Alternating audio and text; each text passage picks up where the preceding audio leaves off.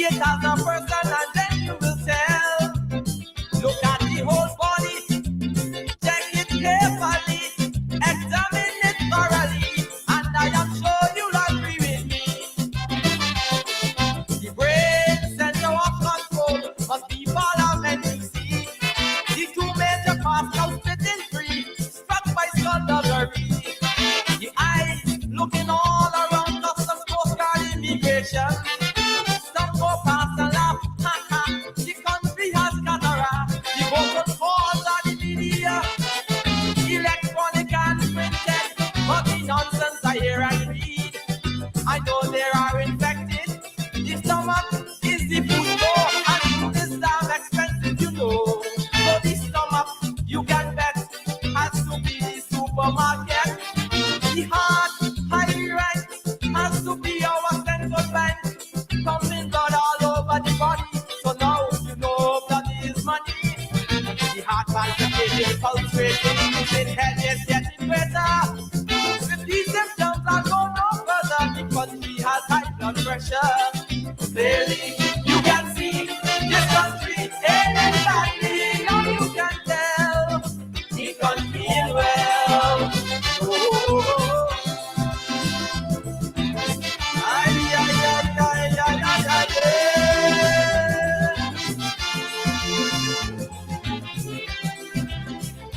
oh.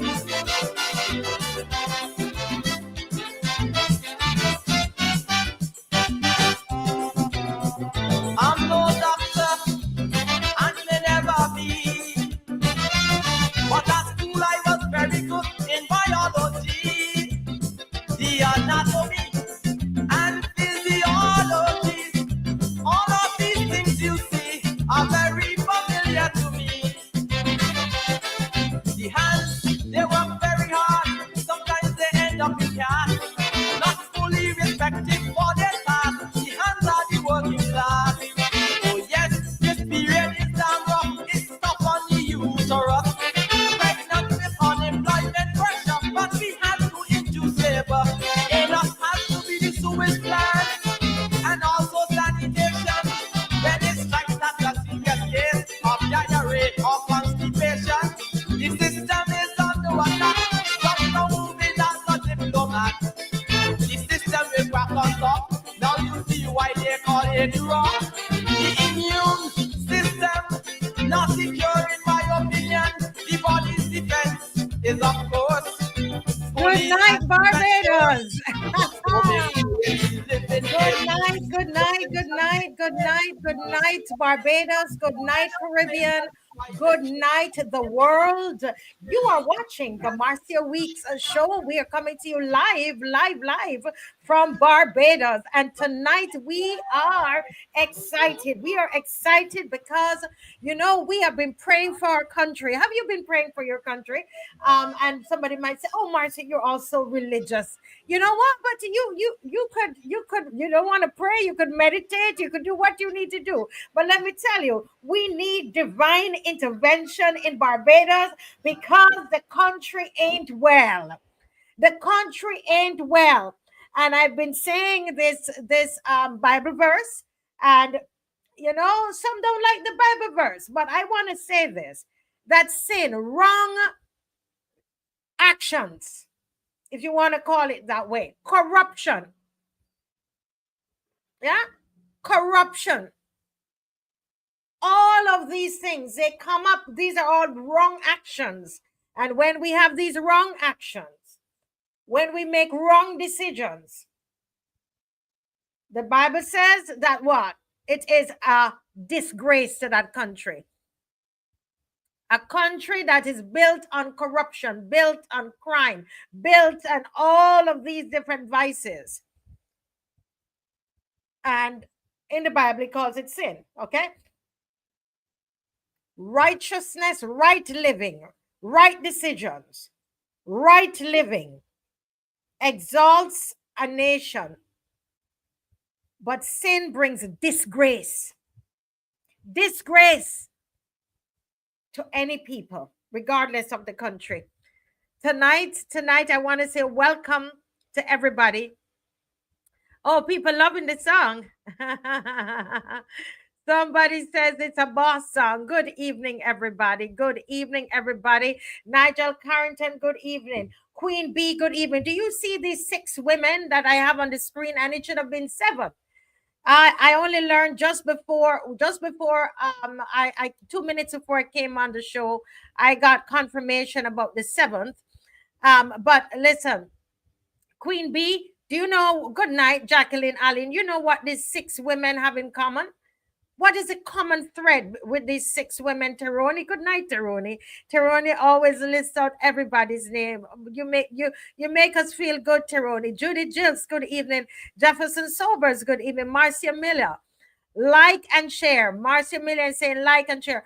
Anybody can tell me what these 6 women have in common? I want you to think about it. Mildred Ben. Mildred. That's the 7th. That's the 7th woman.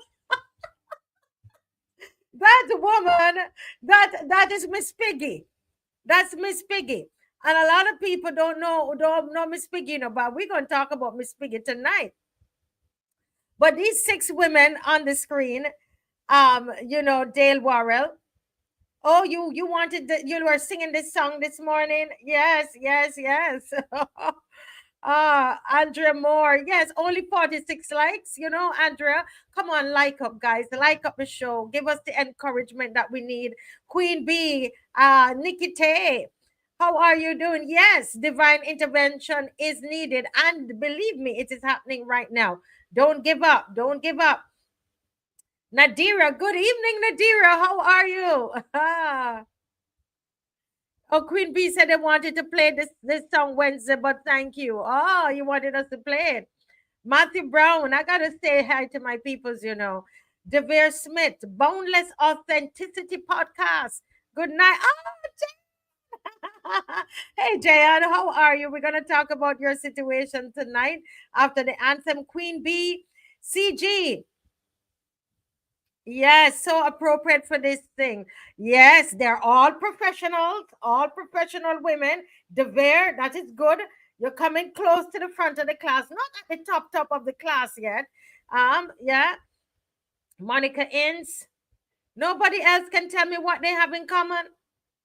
Well, we're going to learn about that tonight at 8 o'clock tonight. We're going to discuss these 6 women. 6 women tonight. I will mention the other one that I learned of. I wasn't too sure, but when I checked, it was confirmed. No other guess. Nobody else guessing except for DeVere that says all professionals. Who else is going to guess what these 6 women have in common? Oh wow. Oh.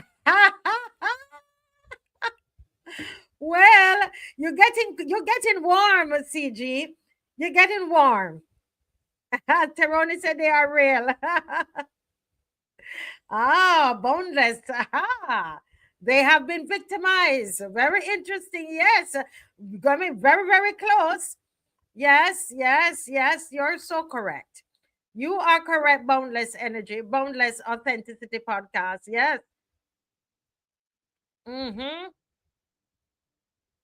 Yes, they're all members, former members or members of the BLP. Some are not former, some are members of the BLP, right? But they all have been victimized. Yes, it's a good one. Not all of them were fired. Some were, some resigned. Yes. And they all had, yes, Ryan Rock. Come up to the front of the class, Ryan Rock. They stood up too. They stood up to Miss Piggy. They stood up to Miss Piggy. Yes, M. Gardner, they're not yes women. Yes. Nikki, yes, they're casualties of Mam Wrath. Yes, they spoke out and got sanctioned or punished. Oh, my Lord. Oh, my goodness. Loyal sons and daughters, you're on the money tonight. You're on the money tonight. Get ready, guys. We are going to go through the history with these women tonight at 8 o'clock tonight. Get logged on. Listen, Boundless Authenticity Podcast. Don't get me laughing so early in the show. They all pull too hard on Miss Piggy Weave. Let us see Miss Piggy Weave again. Let's see Miss Piggy Weave, Dave. Boundless Authenticity said they pull too hard on Miss Piggy Weave. Oh my God. Oh my Lord. Nina said no sisterhood in Red House. Oh Lord. You're right. If you don't laugh, you would cry. So we are going to go right into the national anthem. At this time, we're going to ask you guys to like and share. Tonight, guys, I just want to say to you before we go into the anthem, we're going to look at what is happening in Bathsheba. What is going on in Bathsheba? We're going to take a look at that a little bit. We're going to look at Brighton again. And St. Lucie, I have a picture and I'm trying to find it. I mean, this water is horrible that is coming out of the pipes here in St. Lucie. Horrible, and we can't forget them. Yeah. So listen, we can't forget St. Lucie, okay, guys? So we're going to deal with that, and then we are going to go right into Holetown Civic Center. We have Mr. Mark Simmons is going to join us tonight, and we're going to talk about the fact that we now know that it's a Canadian that has bought the Holetown Civic Center, although we were told 16 days ago or so or less by Mr. DUGUID that the deal was not closed. So I want to know what you want to tell me it's a couple of days and the deal was closed? Oh, we're gonna discuss that tonight. So don't log off. You stay right there, and we're gonna do it together. All right. So let's go right into the national anthem. Loyal sons and daughters, listen, guys. Let's stand at attention to the national anthem of Barbados.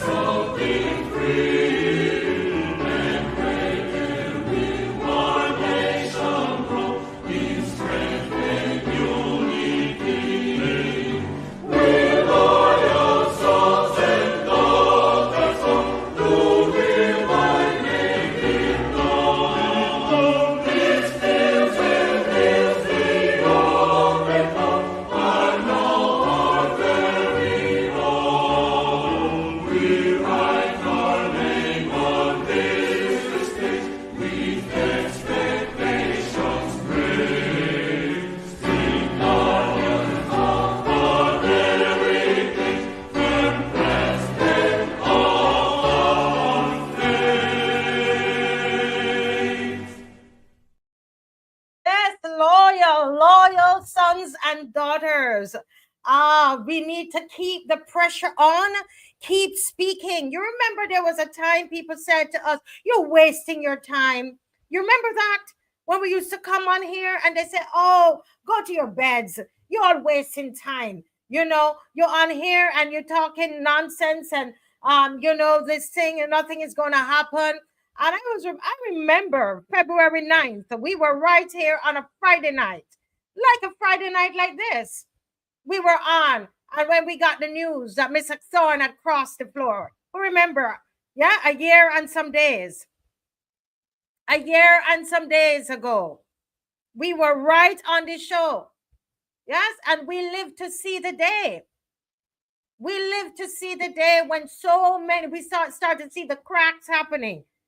And I keep saying to the loyal opposition, keep the pressure on, keep speaking, keep posting, keep writing. Don't give up. Don't give up. Don't give in. This is our country. We are strict guardians of our heritage, firm craftsmen of our faith. Don't give up. And what we fight, we're not fighting people. We're fighting because we love Barbados. Anybody, give me thumbs up if you love your country. Anybody thinking we're not fighting people? We're not fighting people. If we were fighting people, we would have given up a long time ago, you know.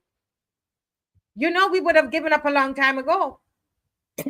But we're not fighting people. Excuse me. We are not fighting people. We are fighting for this. We are fighting to preserve culture, to preserve heritage, to preserve land, to preserve what our ancestors fought for. That's what we are fighting for, people. Come on, man. Give me more thumbs up, man. Yeah? Give me some more thumbs up. Give me thumbs up, please. Yeah? Give me some thumbs up, guys. You love Barbados? You love Barbados. That's why we come 4 times a week. People see me in town and everybody, hi, Marcia. Thank you. But Marcia, you're not tired. You're not tired. I said, listen, we're on a mission. We're on a mission. We're on a mission to save our country. Huh? All parishes. All parishes. Come on, St. Lucy. Come on, St. Peter. Come on, St. Andrew. Come on, St. Thomas, St. George, St. Joseph, St. John, St. Philip, Christchurch, where you at? Where you at, Christchurch? Who is going to fight for Barbados? We're not interested in personalities. We're not focused on personalities. We're not focused on personalities. Come on, loyal opposition. And that's why when they say you're not tired yet, we ain't tired yet. We ain't tired yet. If you think we're done, we just a come. We're just getting started, man. We're just getting started. For love of country, we were doing this before there was any leader of the opposition. We dubbed ourselves, you remember that? We dubbed ourselves the opposition, the people of Barbados. We said we were the loyal opposition, coming from loyal sons and daughters in the anthem. You remember that? Yes, more than a year ago. We said we were the loyal opposition. All 280,000 of us. All 280,000, including Senator Crystal Haynes. She understood that she's part of the opposition. She understood. Sonia Brown understood that. Maria Agard understood that. They all understood that. And especially in this administration, we talk about Dr. Sonia Brown, and we talk about Marsha Cadell, and we talk about Dr. Crystal Haynes, and we stand with those women because they are part of the opposition. As long as we're alive, we will not allow anybody, regardless of whether it is our beloved party. There is nobody that is going to come and destroy this country. No. As long as we are alive. We are loyal sons and daughters. Some of us, our navel string was buried here. Some, like me, I was transplanted here. And as the pledge says, but truthfully, I don't know the pledge because I didn't do it in school, but I'm going to read it and you can read it with me. So that when the naysayers telling you, go to your bed, you're not tired yet, says, I tell them, I pledge allegiance to my country, Barbados, and to my flag, to uphold and defend their honor, and by my living to do credit to my nation wherever I go. Everywhere I travel, I represent this country, Barbados, that I've lived here for 26 years, longer than I've lived in my own country, country I was born in. And I tell you, as long as I'm here, I will be part of that opposition. I'm not opposing because we want to oppose, but we are seeking to ensure that this country's foundation is not destroyed. We've been marching, loyal opposition. Remember, we've been marching. Last year alone, we had 17 marches. Most of them had to do with the cybercrime bill. Yes, we did. We had roadside parliaments. And we started this year with 2 roadside parliaments already. We have another one coming up at GIBBS, Gully. Do you understand?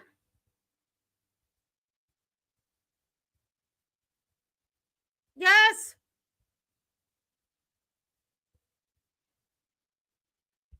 And that's why I tell you, Ingrid Moore, we are not going to forget about St. Lucie.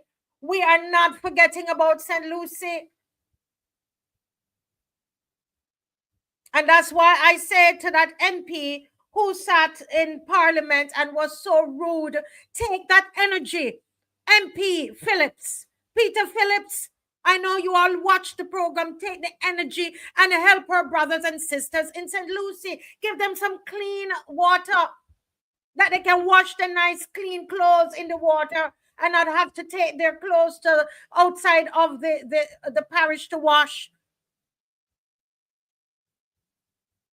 Fooling the people that they get all clear for regular use of tap water. You're supposed to see the color of the water I saw this evening. Look at the water. That is what they reduce St. Lucie people to. And as long as that is happening, loyal opposition, we don't stop. We are committed to Barbados, regardless of who is in power. And even to those who are running, I want to say to us, loyal opposition, we need to begin to write what we want to see in manifestos of all of these parties. We need to write to Mr. Thorne and say, Mr. Thorne, these are the things that matter to us as the loyal opposition, as the people of Barbados. And I know they've been consulting with people, but we need to write something and give to them, every single one of these parties. We can't all govern. There's a political structure and system for governance. But we must put pressure on whoever is in and all of those who want to get in, because we are Barbadians. Because we are Barbadians. We are loyal sons and daughters. We are committed to this nation.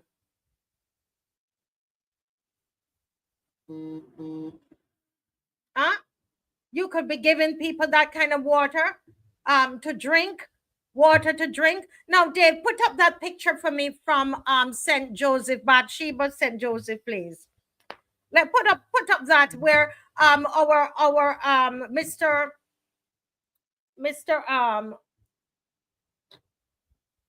Lewis went to St. Joseph. Well, he lives in St. Joseph. He was walking.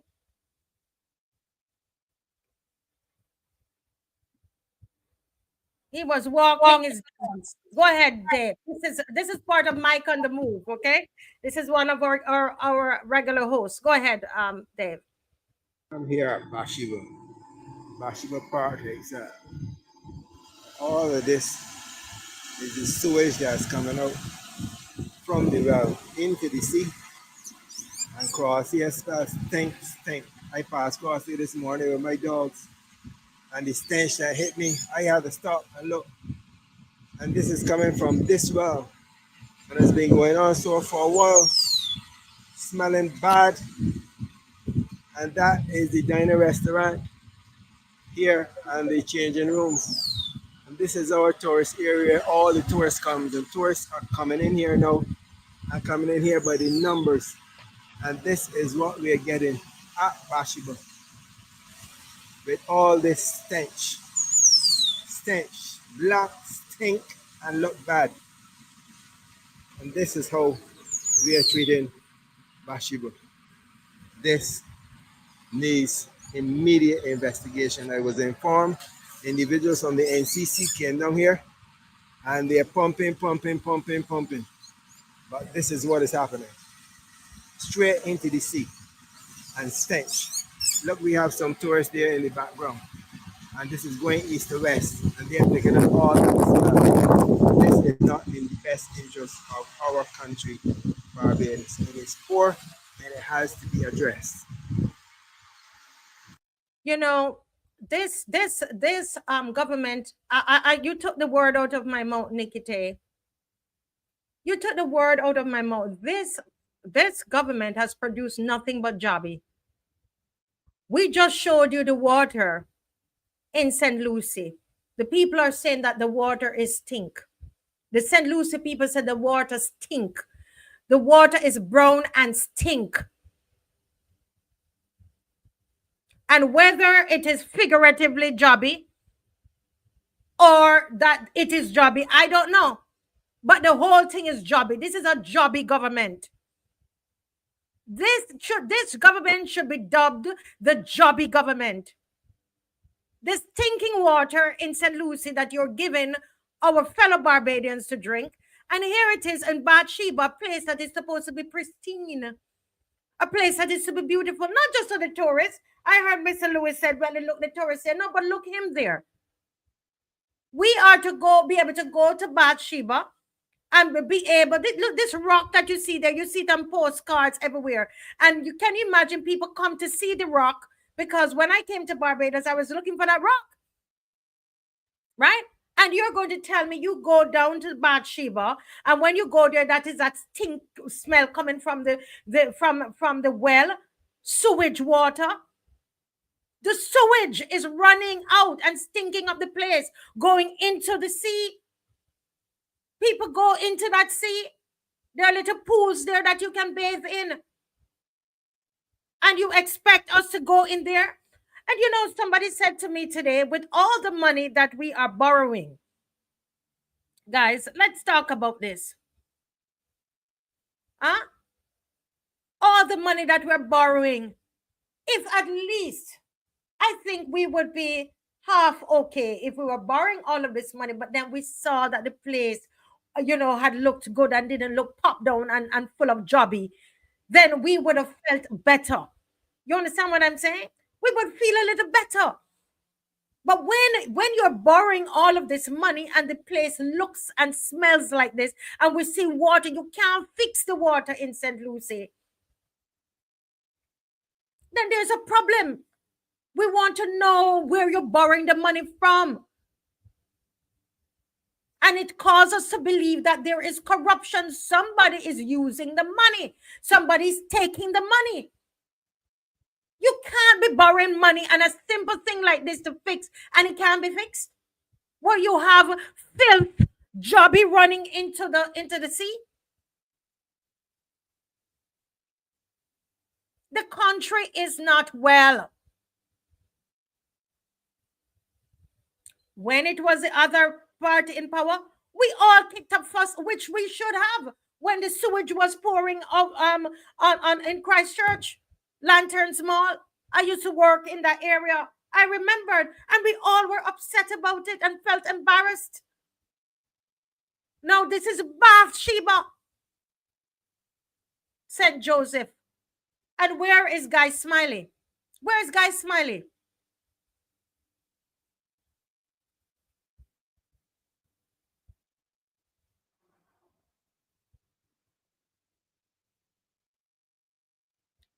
Folks, this is not good enough.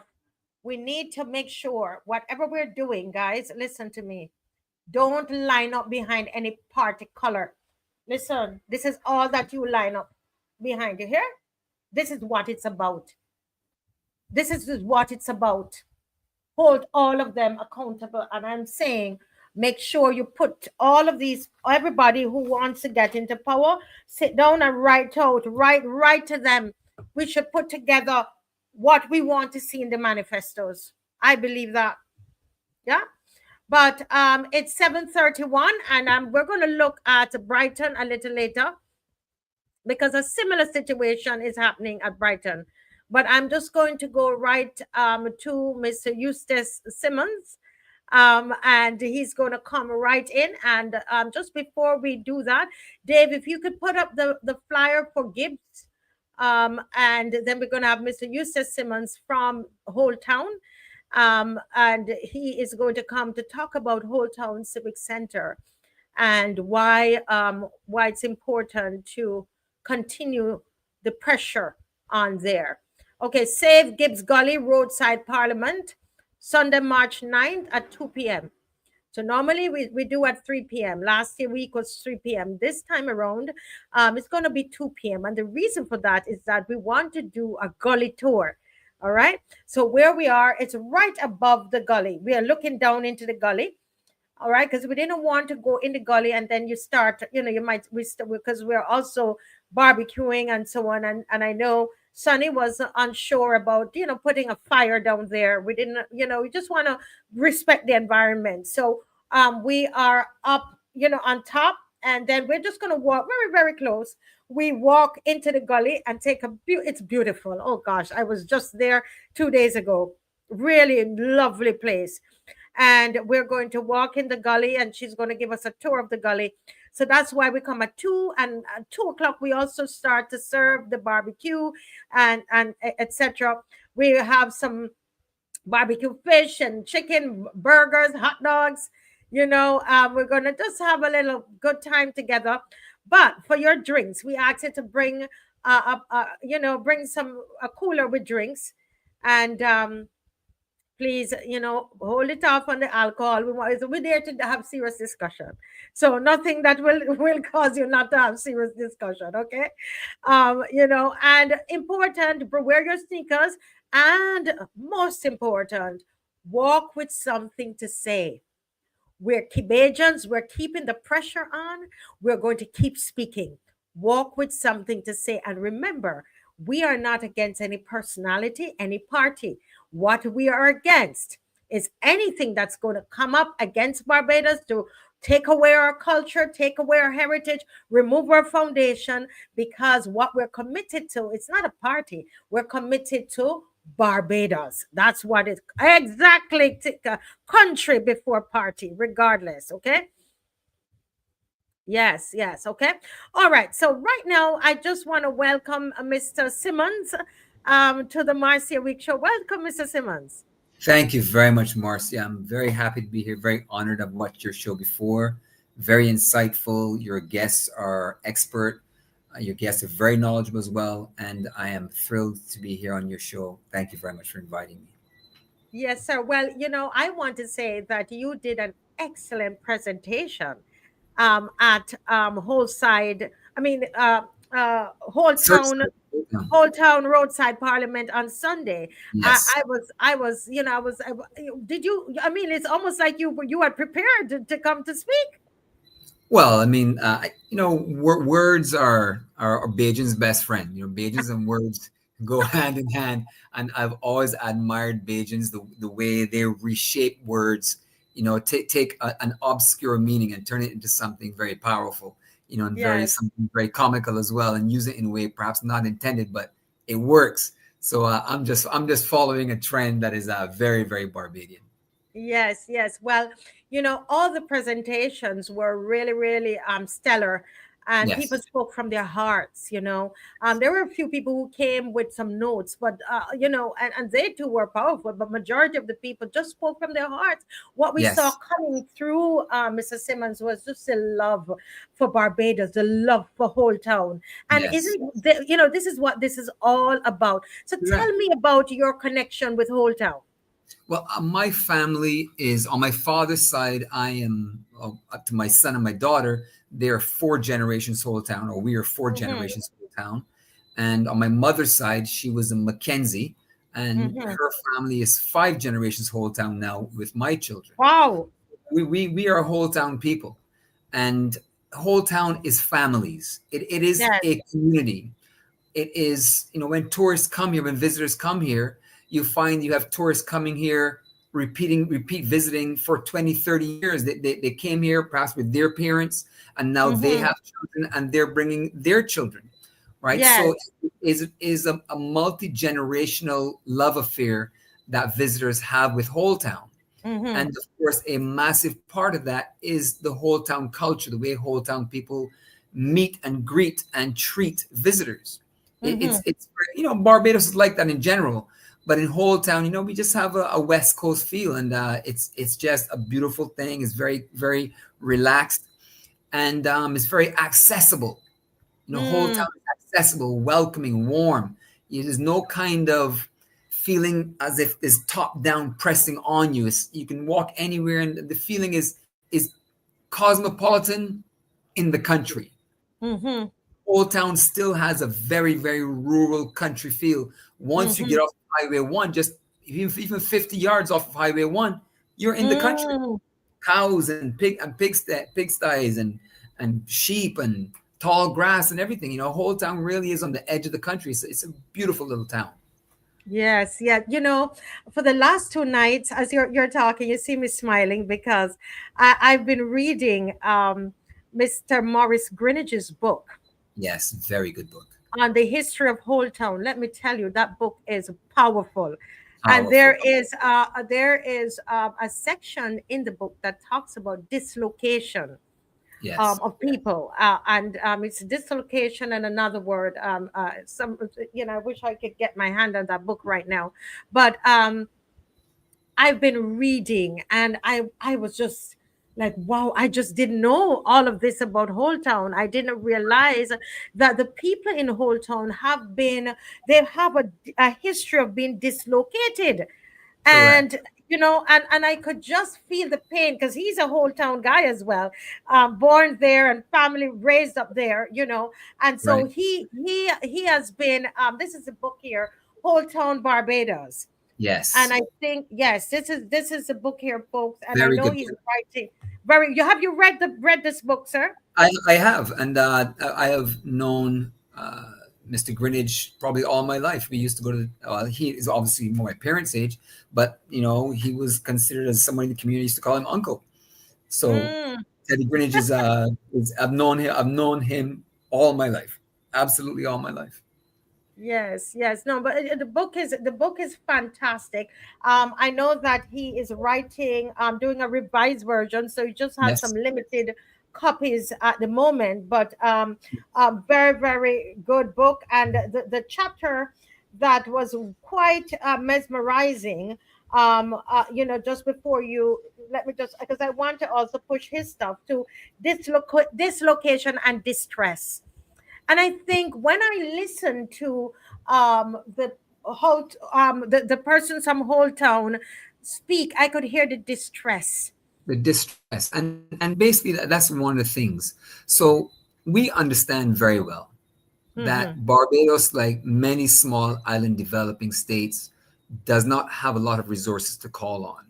And when there are threats, especially threats, external threats, economic threats coming from the outside, or even climatic threats, we have a lot to worry about. We stand a lot to lose. You think Dominica with a hurricane, you understand, just one Yes. hurricane, we're in a lot of trouble. So what I find is that we know that we're always looking for money. And so we Mm. understand government is really working hard to provide jobs, to bring prosperity to the country, to bring investment in. We understand that, and we deeply appreciate it. We can see how hard our government is working, the marketing efforts. When I watch television, I watch NBA games, I watch Yes. Premier League games, Barbados is there being branded. We've done a fantastic job of having our brand ambassadors, people like Rihanna and Peter Ram and Gabby, people traveling the world and being cultural ambassadors. Those are great ideas. The welcome home stamp, fantastic ideas. People have fallen in love with Barbados. And it's nothing to take lightly that Yes. two of the most popular women or most recognizable women in the world right now are Barbadian. We're appreciative and recognize that fact. However, we do look at this particular project and we can clearly see, especially as Holetown people and even people from outside of Holetown who I've spoken to, they don't think the project fits Barbados and fits Holetown. Just as an understanding. So tell me what you think, because we've seen that, we know Holetown and Yes. we were just there. Talk to those persons who don't know what the project is about. Can you tell us what you know? Well, what I know so far, we have not yet seen a concept design. However, what we do know is that permission has been given and the intent is to have a 9-story hotel, roughly 180 rooms as far as I understand, yes, on this area. And just to give you a bit of relativity, the tallest building in Holetown right now is 4 stories. The tallest building for miles around is 4 stories. Which building is that? Do you know which building that's is actually, that? in actual fact, right next to the police station. There's a condominium hotel there, right next to Zacchio's, which is 4 stories. And then the GH building, which is directly opposite the TRENTS Maple playing field, that is 4 stories. Outside of that, you could probably go for 4 or 5 miles in any direction. Well, you get to Warren's, I guess. Warren's would be the next tallest building, but that's in Warren's. It's strictly a business center. You can expect tall buildings there. Tall buildings on the coast do not make sense in any part of Barbados, and especially for Holetown, which has a very open, easy access feeling and flow of people to and from the beach moving around the town. So right here, this photograph that you have here is ideal. That is 3 stories. The tallest building there is tallest edifice is 3 stories. Okay. Imagine something 3 times that height. And then, of course, 3 times that width. It is too much for a whole town. And one of the, we're very busy. We've actually had one of our members, or one of the people who's collaborating with us and who is very much in agreement with us, has put forward a proposal which actually recommends taking the hotel to where the police station is scheduled to go. There's more land there. It's literally 100 meters from the beach. It cannot possibly be a strain for your guests to go down there, or even to have a shuttle. Royal Westmoreland has a shuttle to carry their guests to the beach. Okay, so so it can happen. And then, of course, part of that is we turn the existing Civic Center, upgrade it. We know it's not good enough for the police anymore. We upgrade the entire facility. The bottom 2 floors remain mixed use, Civic Center, a little bit of shopping and that kind of stuff. But then the hotel rooms go above, start from the 2nd or 3rd floor. And once again, we don't make it more than 4, maybe 5 stories. That's the recommendation. It's very important. We tend to value things only in terms of money. But we know there's so much more value to this piece of land than the financial worth. What this means to the Holetown community, this is like our soul, our heart. Look at this as symbolically. Every living thing, the whole planet, as well as every single country, every single human being, every living animal, period, every living entity has a chakra system. Okay? 7 chakras. Now, if we take Holetown, we are literally looking at the navel of Barbados. So Makes sense.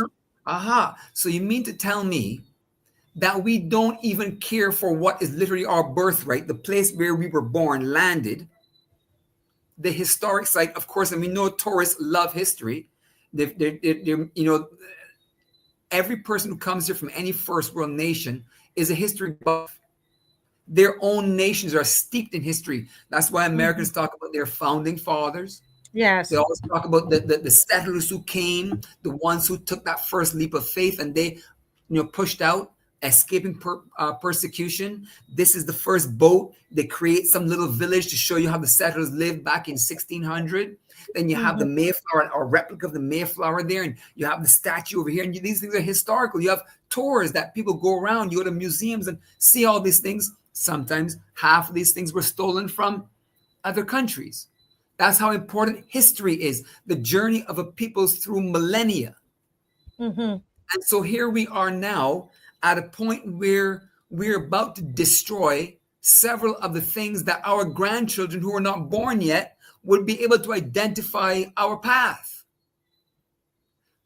Besides Holetown, how do we get rid of drill hall? How do we get rid of something so fundamentally Barbados, whether it was a symbol of oppression or not? At this point, how do you get rid of something so fundamentally Barbados? But here is somebody saying, Mr. Simmons, that Barbados need to create job search young people. He's Great, saying let's build. I'm so glad. And he says that history can be seen in a museum. I'm so glad that Kofi said that. And if that is a real image of Kofi, and he looks like an elderly gentleman, Kofi, I would have to say, understand that your children and your great-grandchildren want to know your story. And it's even more powerful when they can touch a suit that you used to wear or the uniform you used to wear during your work. It's even more powerful, okay? But let's now talk about the jobs. Barbados, of all and every single government, as far as I'm aware, and please, anybody can correct me, I'm always open to learn, the item on in any budget where we spend the most money is education. So we market ourselves to investors as being a destination, a country that has a highly skilled and highly educated population. So you can come here with high tech, you can come here with complex processes, and our people will be able to learn, understand, and perform, and even exceed expectations. That's what we pitch. Yet we do not invest in our people so that they will be empowered to export. So let me give you an example. I'll do my best not to call names. Over the last 8 years, and one is going on right now, 2 malls were built in Welches. One is still being built right now. The one where Cost You Less is built, that was built by a mega company in the Caribbean, mega Caribbean company. And then the other one is being built right now. It's almost completed, being built by a local company. All right. Each of them is slated at $100 million. All right. Now, that's $100 million. And I remember when they were announcing the project, yes, the sponsor said, we believe in Barbados. We know times a little bit tough right now, but Barbados is a great economy, always stable, always sound. And we know that if we invest $100 million, we're going to get it back. Right? Exactly, Sam. Our heritage for a few jobs. So here it is then that they believe in Barbados' ability to return their investment of $100 million. And one would have to think with a reasonable profit. Yes. Right. Okay.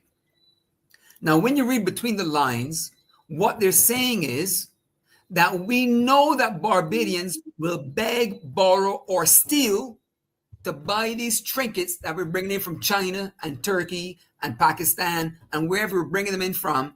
They're going to come and buy them.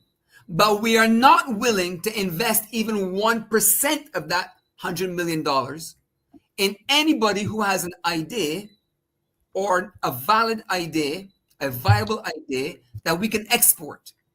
We're not even looking for it. Yes. That is the problem I have.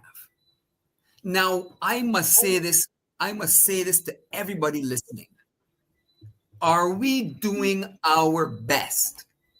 Are we, me? Am I, me? Look at me. Am I doing my best?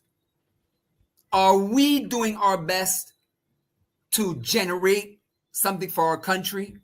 Our politicians, we believe and we know, we can see, are working hard, trying to find something that we can make money and have this wonderful life of prosperity that we have and continue to grow and thrive. The question I put to Barbadians, when you look in the mirror, are you being productive?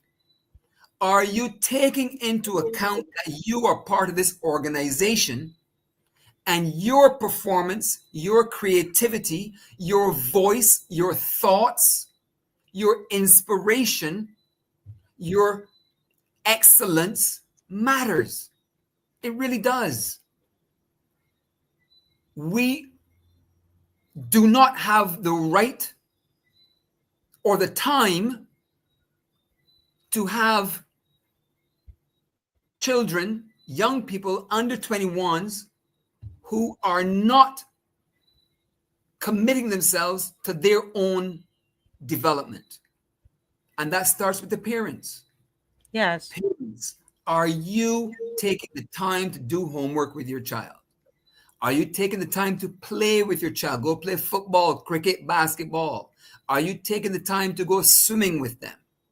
Are you taking the time to be with them on their terms, not just the top adult, do what I say? Let me just say, Mr. Simmons, you're saying, because somebody might say, what does all of this have to do with job? Because you're talking about us being productive. Yes. In the country that we are, and that's the connection that you're making, because somebody said that, well, this is going to produce jobs.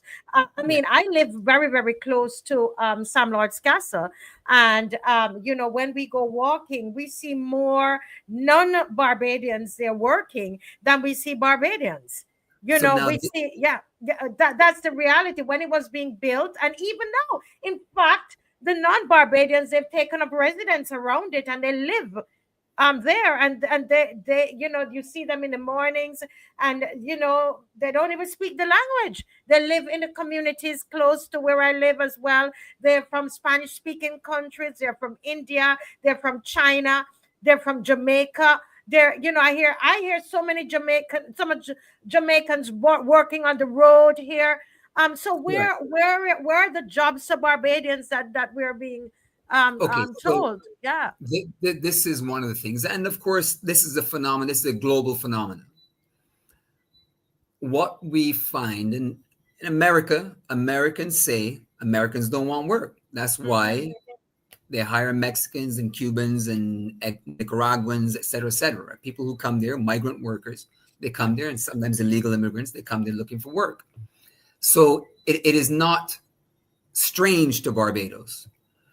I find, and in my opinion, what I see often is that Barbadians are not willing to accept the wage that is being given. Barbadians actually want more ownership and want to understand that we built this place. We are highly skilled. Many people good, Mr. Simmons. Here. And literally, I have friends who are general contractors who own big companies here. Went to school with them as a youngster, and so had open conversations with them. And they told me that when people from other countries came in here in the early 2000s, that they literally had their Bajan guys teach them how to do something. Once they became proficient, released the Bajan guys, and then kept the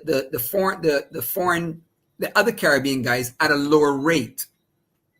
So the guys come in at a lower rate. However, that's something else that is an issue for sure. But with regard to these jobs, I really want Bajans to understand that the destiny is in your hands.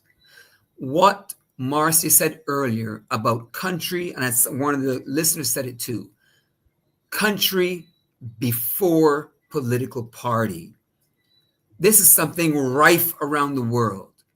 Ladies and gentlemen, brothers and sisters, you have to look at Barbados first. It cannot be red or blue or yellow or whatever. It cannot be. You must look at Barbados first. And let me tell you what politics is about. Politics is, imagine you have an idea in your head and a group of people come around and say, we can do that. You then abdicate and you give them a vote. And you say, okay, well, go and do it. And then you go to the beach and you hang out. When you come back, you look and say, well, that's not what I told you to do. I said, do this and do that and do that. But you weren't there. You didn't participate. We vote and we disappear. We go to the beach, have a pina colada. Oh, Carrie's taking care of it. Oh, Mia's taking care of it. Oh, Santi is taking care of it. That's garbage, guys. If you are not getting involved with your community, if you're not going to the secondary school and the primary school where your children are and going to the PTA meetings, if you're not starting a reading club in your community, if you're not doing something in your community to make your community better, getting together with other people and coming with cottage industries, coming with somebody in your neighborhood has a hobby and they're really good at it. 5 of you can invest and say, let's take this thing to a higher level. Everybody can't have the product.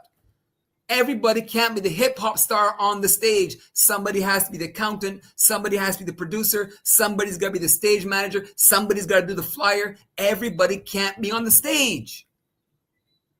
So Barbados, listen.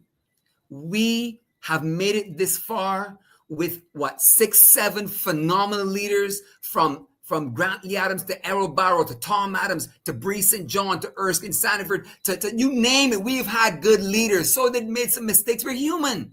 They will make mistakes. Where are you with your idea? And don't just give it away. Get behind it. Champion it. Come together. Listen, people. But Mrs. Simmons, you said something so important there. You said and I was listening to you, painted such a beautiful picture.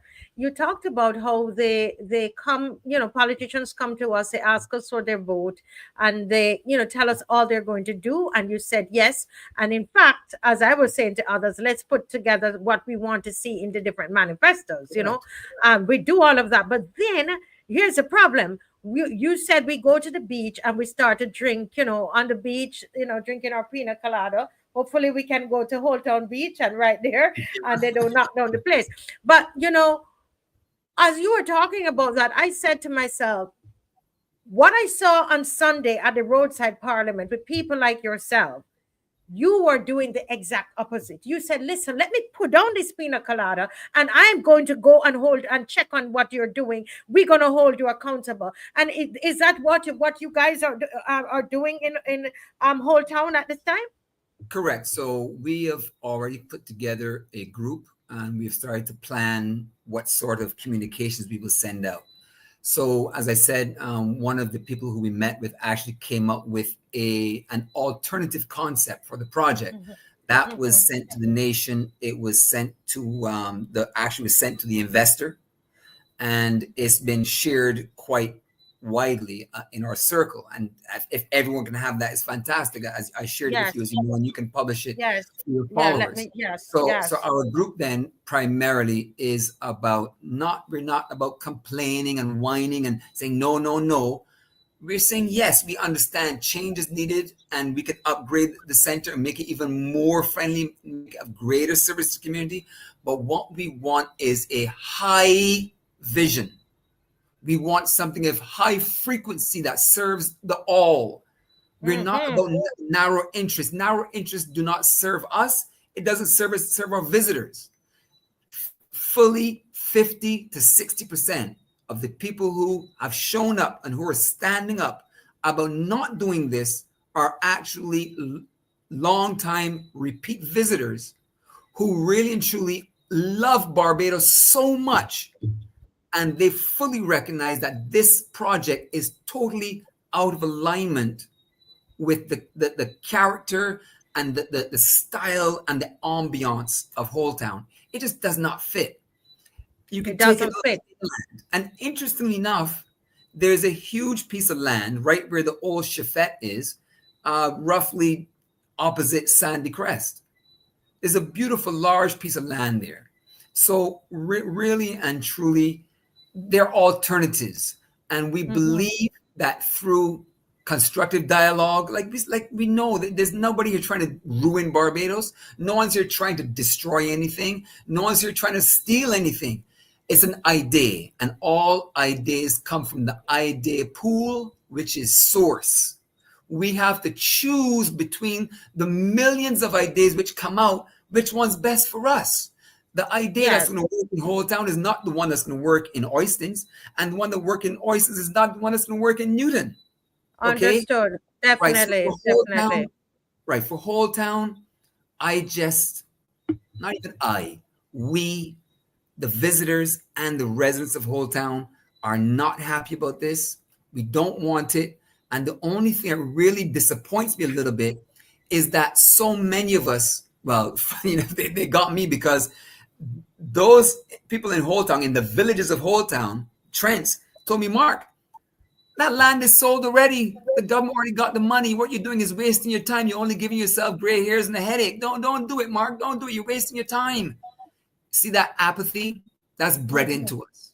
That's bred into us. So, Mark, you're saying that for you as a Holetoner, I don't know if that's what you call yourself, but the West Coast is the best coast.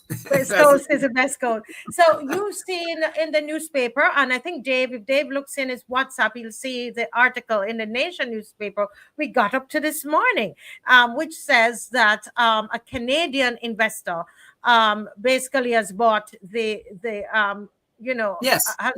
Civic Center, and however, we were told that by Mr. DUGUID, because I think when we were there on Sunday, someone said to us, we can still advocate because Mr. DUGUID said that the deal is not yet closed. So when you heard the deal isn't closed, and then you got up this morning and you are seeing in the newspaper, right, that you see in the newspaper that that it's sold. What goes to your mind?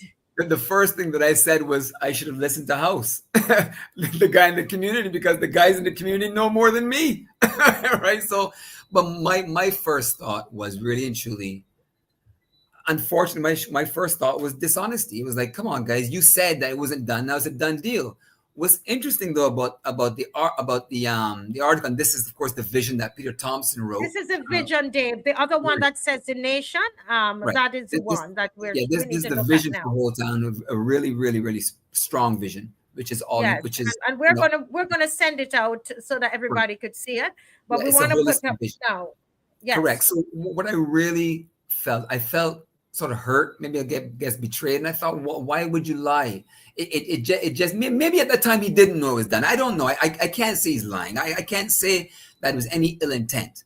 What I can say though is that it feels like we don't matter. That's what it really feels like. And I hear that from a lot of Barbadians. And not just now. For years, our culture, our history throughout the Caribbean, it really has that feeling like we don't matter. But I want to remind people, you're not just a Barbadian. You're a child of God, right? And you matter. You wouldn't be here unless you matter, because the universe wants you here. The universe needs you here. And that's why I get back to this very important point. Are you expressing your truth? Are you giving your best to your country? Don't mind what anybody else says. A lot of people don't know this, but I'm the originator of the Barbados Food and Rum Festival. I had to fight to claim that right. This is my country. I love it. So I've had to fight with somebody for my right. It's okay. It's normal. This is the world. And in the world, there's conflict. Yes. It doesn't have to be, but there is conflict. Dave Chappelle famously said, when he was going to school, he wasn't a very tough kid, and he would get beat up a lot, and he would come home to his mom, and mom, da-da-da. And one day his mom looked at him and said, Dave, sometimes you have to be a lion so that you can truly be the lamb, or so that you can be the lamb that you truly are. Sometimes you have to be a lion or behave like a lion so that you can be the lamb that you truly are. So, Bajans, if you love Barbados, give, express. I'm not saying give for free. I'm saying express your joy for Barbados, which is in commerce, education, entrepreneurship, environment, energy, and the ecosystem, the electronic commercial communication system. Those are the 5 E's to your success, Barbados. Education of the whole body and the whole mind. Who am I? What am I? How do I relate to the world around me? What is the world around me? Entrepreneurship, taking your talent, honing it to a high skill, and offering it to the world. Environment, what is your mental and spiritual environment? What are you doing? What seeds are you planting in your soil? And then how does this environment connect with and harmonize with the exterior environment? And in this exterior environment is other people. We are co-creating. Right now, I'm co-creating this moment with Marcia and everybody who's listening. Theory Gittins is writing interesting points. Theory, at this moment, you wrote that at this particular moment. Who knew that you were going to be here? You are co-creating with us. If we are determined, me as an individual, to be my best, it will take some time. I'm a tree, I'm growing. I won't bear mangoes right now, right away. It takes some years for me to grow. If you put in the time and invest in yourself, it will yield returns for yourself, your family, and your nation. We covered environment. Let's cover energy, your bodily energy, your physical chakra system, which also ties into the planetary chakra system, which ties into the 4 elements, which ties into the universal cosmic system. Okay? So then from that point, we then must master the ecosystem, the electronic commercial communication system, which is, of course, the internet, but it's just the buzzword for the technology. Whatever current technology now is AI. Bajans, you are bright for a reason. You were born in Barbados for a reason. You call this home for a reason. Now is your time to show what Barbadians are made of. Now is your time to bring out your love for Barbados. Yes. Willingness to work together. And as you say that, only because this is so good, and somebody said we have to bring you back. I hate to have to break this at this particular time, but I want to say, guys, this is so inspirational. I must tell you, Mr. Simmons. I want to bring it back to this particular issue that we're dealing with here. Where now we're hearing, as I said, we were told that it's it wasn't a done deal. We have the record of that, and then we are told a few mornings later that it's bought by the Canadians and by Canadian investor. But then we heard, which it gives us trust issues, right? But That's then we right. heard our Prime Minister said that don't worry, we're going to put up the 9th story, but we're going to manage it to make sure that it balances. How do you think Holetown people will live in Holetown and just the average Barbadian, because it matters to all of us as Barbadians? Or how do you think we're going to perceive that, or are we going to receive all of that? Well, for me personally, there's nobody I've spoken to here that likes the idea. There's nobody. Absolutely nobody. And the people like you, they have people, they say, we need jobs. Okay, even the people say we need jobs, it's like, okay, we need jobs. Okay, go ahead and do it. But they don't want it. It's not like, okay, yeah, let's get a hotel. No, let's get some jobs. Well, I guess for hotels, how we got to do it. A 9th story, okay, I guess so, all right. But that's not what we want. And it doesn't make sense. I remember I've been in hard times before. I've sold jewelry before. And do you know that within 2 weeks of me selling that jewelry, something came up that gave me the money I needed, and I could have hung on for 2 weeks. It's true. I could have hung on. Yeah. But oh my God, what am I going to get? Oh my God, I'm going to lose. I'm going to go crazy. I sell the jewelry. I'm desperate. Barbados, I know what it feels like to be desperate. I've been there, man. All I'm telling you is hang on. Do not sell what is the most important thing to you, which is an understanding of your own worth and beauty. That's what this is. We Yes. walk around Holetown. I land in Holetown. I feel like I am in the best place in the world. In the best place in the world. I don't feel that on Miami Beach. I'll tell you a quick story. My kids came to visit me in Fort Lauderdale over Christmas. So let's go to the beach, guys. We get onto the beach, and they go to the beach, and they get there and go, Dad, we can't go in there. Oh, well, that's the water. Come, that's the sea. No, Dad. And we wait till we get back to Barbados. You understand? Yeah. I mean, Barbados means something to the average Barbadian. It doesn't mean much to the average Canadian, American, So German. what are the people in Holetown going to do? That's the thing. And what are let me bring it bigger than that, because I'm talking about the people in Holetown, because this is all of our heritage. Let me take that comment back. What are we going to do about this? So we as I said, I am the founder of the Holetown Chamber of Trade, which is our local chamber of commerce. We've already spoken to a lot of our members, and so we are planning to express our disapproval and our wish for something else. There's the hoteliers and the business. Most of the businesses I spoke to, all of them so far. I've not spoken to all of the businesses, but those that I've spoken to do not approve of the plan. They just don't. It just does not make sense that you go from a 4-story building as the high point to 9 stories. It just does not make sense. But there's an interesting about this article, because the article, we don't know if it's accurate. Journalism sometimes can lean more towards the sensational than the accurate. However, this article does say, or does refer to the investor as an angel investor. Yes, I saw that. So angel investors are those who respond when you go looking for an investment. Correct. Come on now, Mr. Simmons. I come up with my idea and I go shopping around, and then somebody says, yeah, I'll take a piece of that. That's my angel investor. He wants a piece of the equity. He doesn't want me to pay him back. It's not a loan. It's an investment. Angel investor comes out of the sky, wishing the best for you, has all good intentions. So the question which I have is, was this something that was taken to him, or was this his idea? In other words, is this hatched locally, or was this hatched internationally?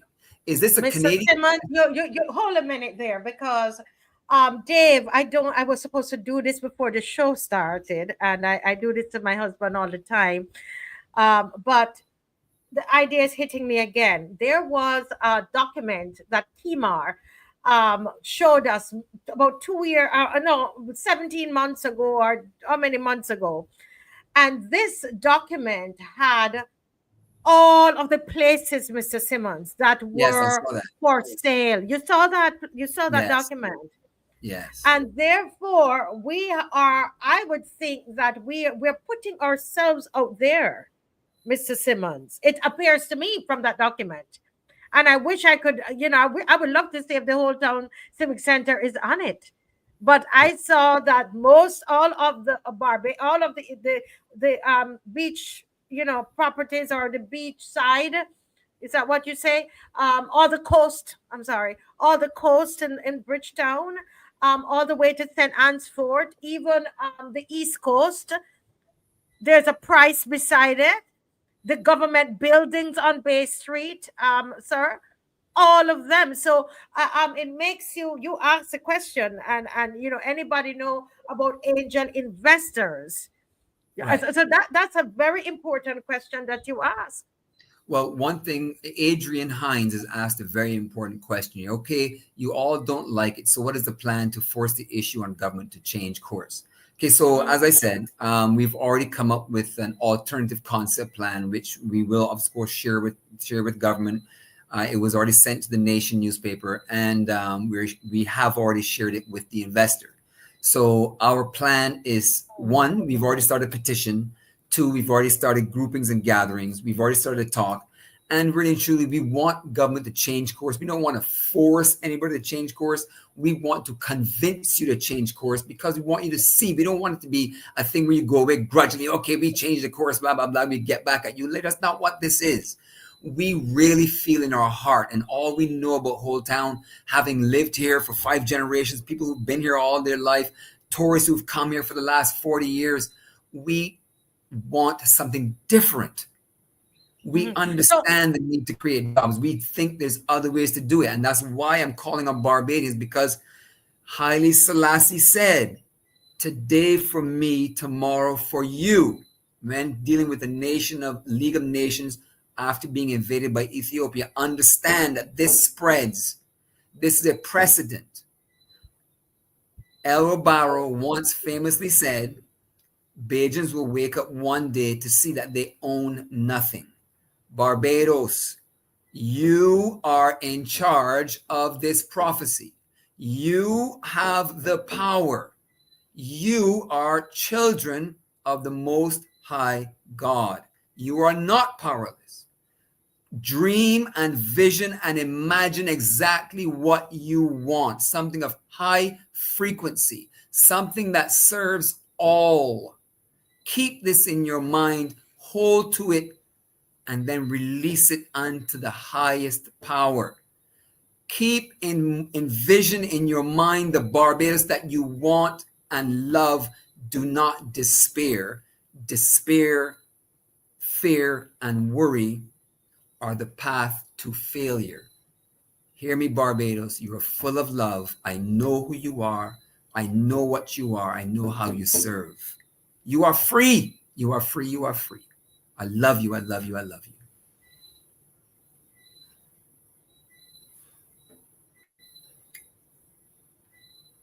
I can't hear you. The petition that you have, that you started, Mark, because people are saying, so what are you doing? Mark has started a petition. We had a roadside parliament. He was one of the persons who presented there, and he started a petition, and the petition is over almost 2,000 signatures on this petition. And we've put it in the chat before. I'm not sure if Dave is going to be able to put it in the chat again, but we want to keep pushing this petition. When you see it, you sign it, please, and you share it. So Dave, if you check your WhatsApp, it's there. And what we want to do, guys, is what's the number you're trying to get to, Mark, in terms of petition? If we can get to 5,000, I think that is a significant number. Holetown population is about 5,000 in itself. So if we can get to 5,000, that's a significant number. Okay, somebody's saying they didn't see the petition. Please resend. So look for it. It's going to come up very soon in your right there. Thank you, Dave. Thank you, Dave. Oh, thank you, Dave. So, guys, please copy this and please sign it. All right. There are over 800 of you watching, and that can send it up to, near 3,000. All right.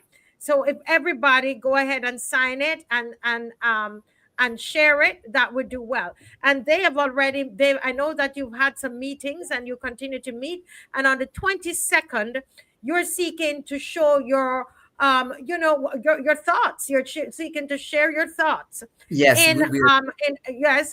We're by a demonstration. So you plan to do some kind of demonstration it's in a form of a march. Would be that correct to say? It's a march of love, showing your love for Holetown? It's a march which we intend to culminate in a concert, and the concert is all about we love Holetown. We don't even want to call it a protest, because we're not protesting. We are expressing and demonstrating our love for Holetown. We love it the way it is. It serves us well. It's comfortable. It's a happy place.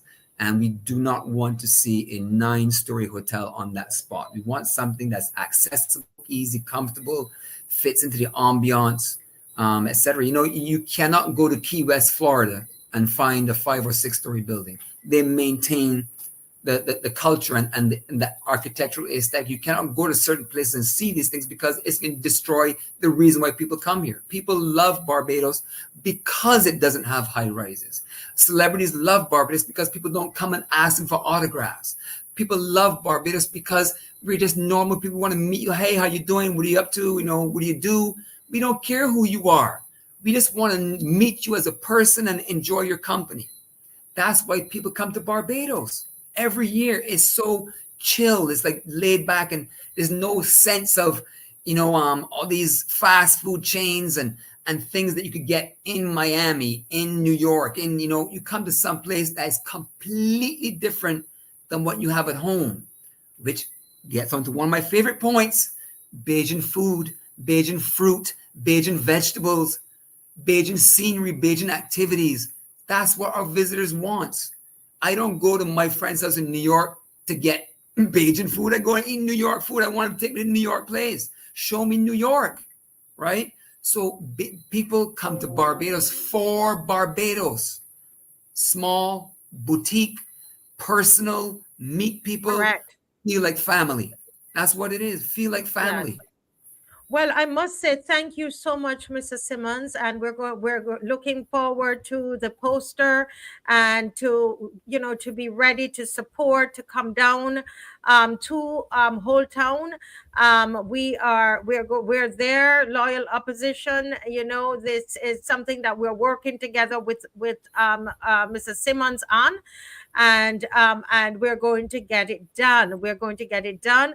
Mr. Simmons, I hope to see you at GIBBS, because we're doing this thing together. Yes, you know, we were there at Joe's River. Then we all came up to Holetown. Everybody from Holetown need to come down to GIBBS, and then we all come back up to Holetown, right? Yes, we're doing this thing together. Okay. Yes, thank you Marcy. so much, Mr. Simmons. And yes, you. God bless you. Thank you so much. Wonderful. It's been wonderful.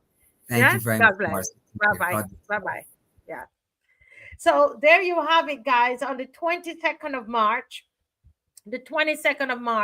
this is something that we spoke about here on the show, and then we went to Mark, Mr. Simmons, and Mr. Simmons.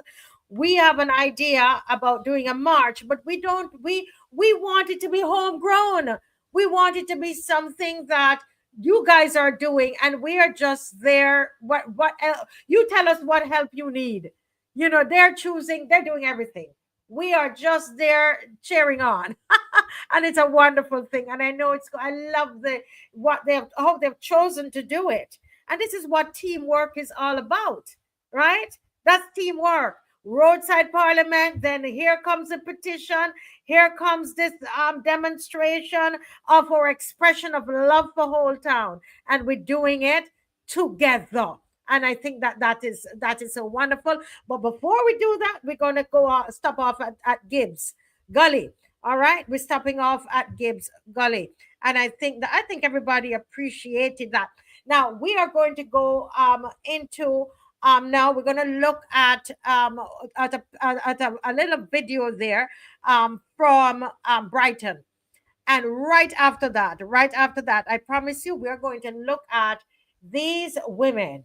Okay, because we saw something amazing happen with a Barbadian, young Barbadian woman, and we want to support her. That's what it means to be Barbadian. We're going to support one another. Okay, we're going to support one another. We're going to learn from it and see what we need to take away from the situation, how we can continue speaking, how we can keep the pressure on. So we're going to look at those. We're going to look at 6. I think I pictured for 6, but 7 women who decided to defy certain powers. All right, we're going to get in it soon. But let's look at this picture here. This is what we fight for. Let's move this banner. This picture you're looking at here is in Brighton. Folks, what I was told today by a resident of Brighton this morning early, I was told that yesterday, or was it Wednesday morning, that a tourist was walking on the beach and realized that they started to sink. Listen to what I'm telling you guys. Listen. Right? They started to sink, going down in a sinkhole. Had to be, I guess the person who was with her tried to rescue her out of it. Turns out to be, do you remember when Jehan was on and he was telling us that there in Brighton, what he saw happening was that they were letting out water that, according to the workers, not according to Jehan, but according to the workers said that it was sewage water, JOBBY water, was being, not Jehan didn't say it, Jehan is reporting what he heard. So let's be clear on that. And that this water was being sent through, right? Funneled through into underground, but going into the sea. Who remember that?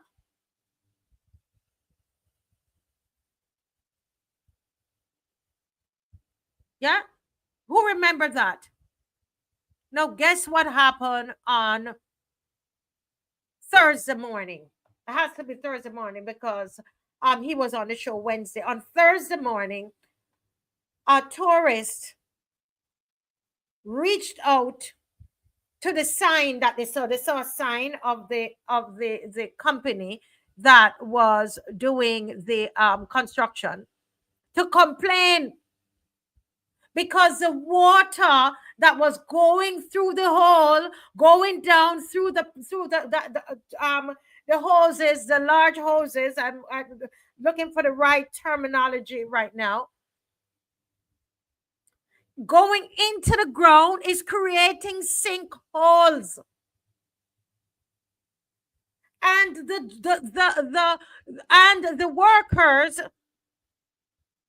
it is reported that the workers are saying it's sewage water.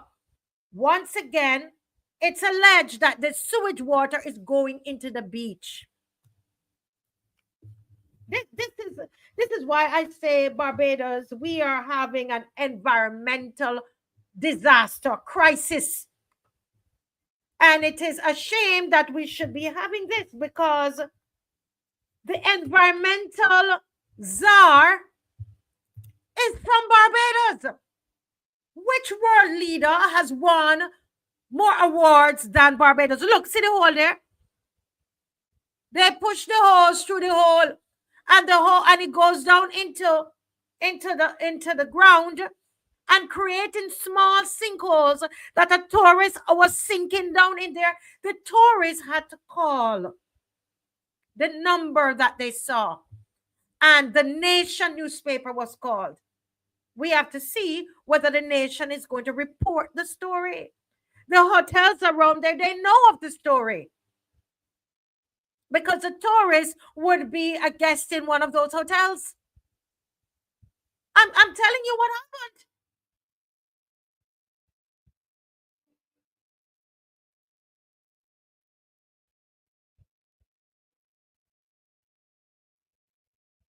This is what is happening in our beautiful Barbados under the Planning and Development Department. Who is under the direction of the Prime Minister of Barbados? And we're kindly asking the Prime Minister of Barbados, did you give permission for this to be built on the beach? Another hotel that is going up.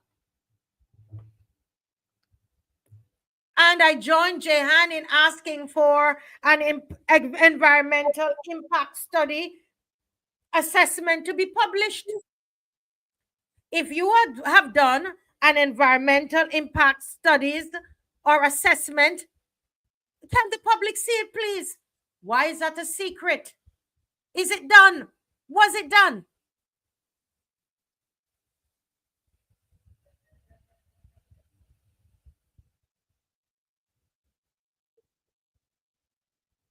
We are seeing up in St. Joseph The filth is going in. The doo-doo water, the jobby water, I'm making it clear, is going into the sea. The sewage, it stink. Going into the sea, you giving us jobby water to bathing in the sea, giving the people in St. Lucie dirty water that look like jobby water to drink and telling them that it's safe to drink. And now you have this once again, according to the workers, because it stink and full of flies right there at Brighton. This should be coming out by the newspapers, unless the developers, they find a way to stop it. I'm not calling the developers. In fact, I don't know for sure who's the developer. I am saying, I hope nobody stops the article from coming out.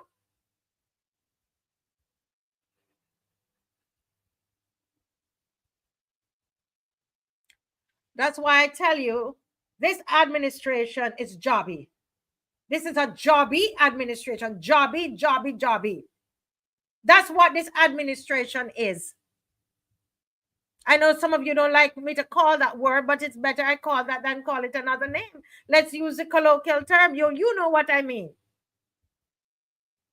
But this is a jobby administration. Let's call it that, because you give us that to drink. You want us to bathe in it and think and say that it is great. You know, it's like somebody urine on you and tell you that it's rain.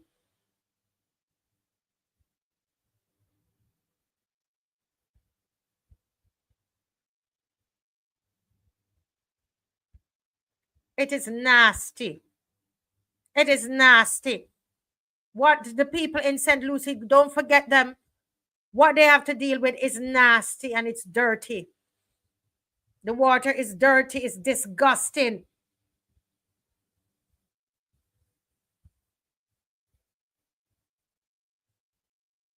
All right. So let's go to these women. Let me hope I can finish it in half hour so you can call in. I still have your 9 o'clock for you to call in, you know. We were supposed to have another guest, and I know she had something from St. Joseph, and I know she had an event with her son, so we're trying to work it out. But you know, I'm ever ready. So I want Dave put up the pictures of these women here. So here we have on the screen, guys. Please share up the live. We have 6 women on the screen, and I'm hearing that there's a 7th. So we have, who is this? Who can tell me the names of these people? Write them in the chat. Come on, work with me. Write the names in.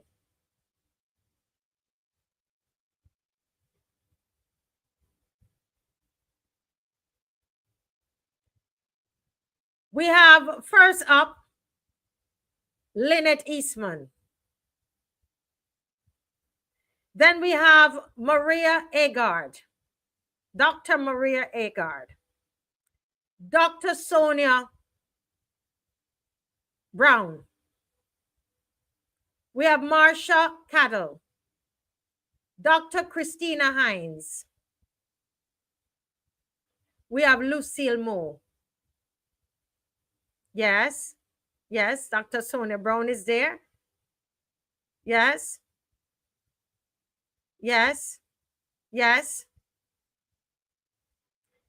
These are all women. These women here chose to stand up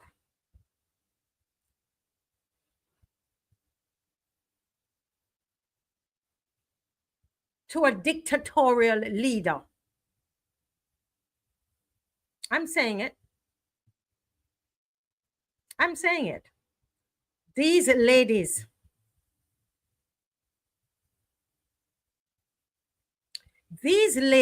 decided that they were going to think their own thoughts. Let's look at Lynette Eastman. I don't know if Dave has her bio there, that we wanted to read her bio, because you see, this woman this woman, this leader who is a bully, this leader who is a bully, who behaves like a bully, it's my opinion,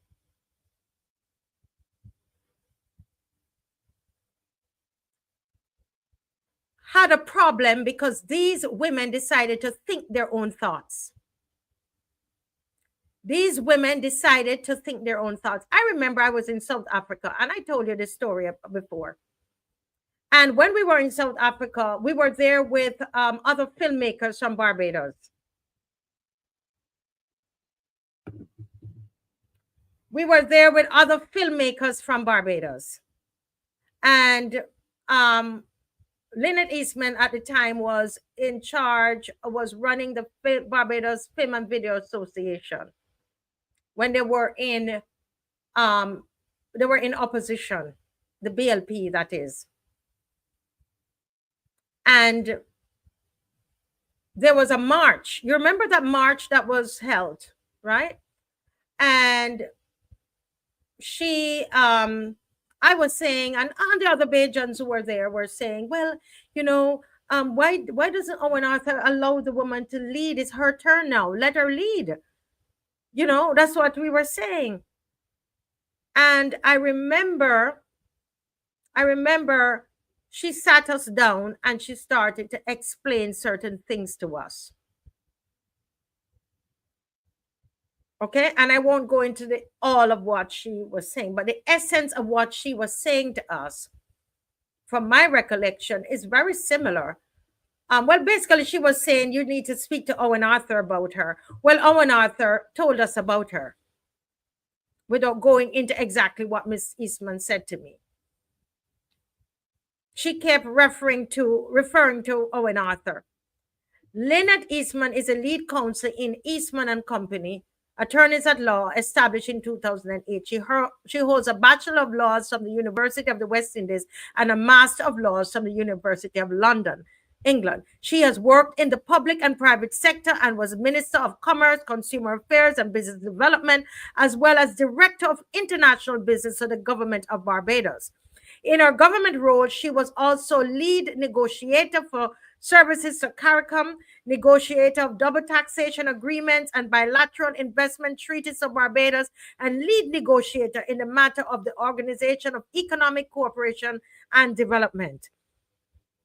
Lynette also represented Barbados in the negotiation protocol of the Treaty of Chaguaramas. Okay, I mean, this woman, whatever you want to think of her, the point is that her bio, man, is rich and strong and powerful. And you think she would not be thinking her own thoughts? And I tell you this, it is my opinion based on what I have seen and what I've heard and who I've talked to, that she was one of those that stood up to the bully. And as soon as Mr. Arthur was out of the picture, this young lady on the screen decided to part ways. Because probably she decided she wasn't staying under bully. Lynette stood up. You're right. Lynette stood up, and nobody was going to boss around Lynette. In fact, Lynette went and formed her own party.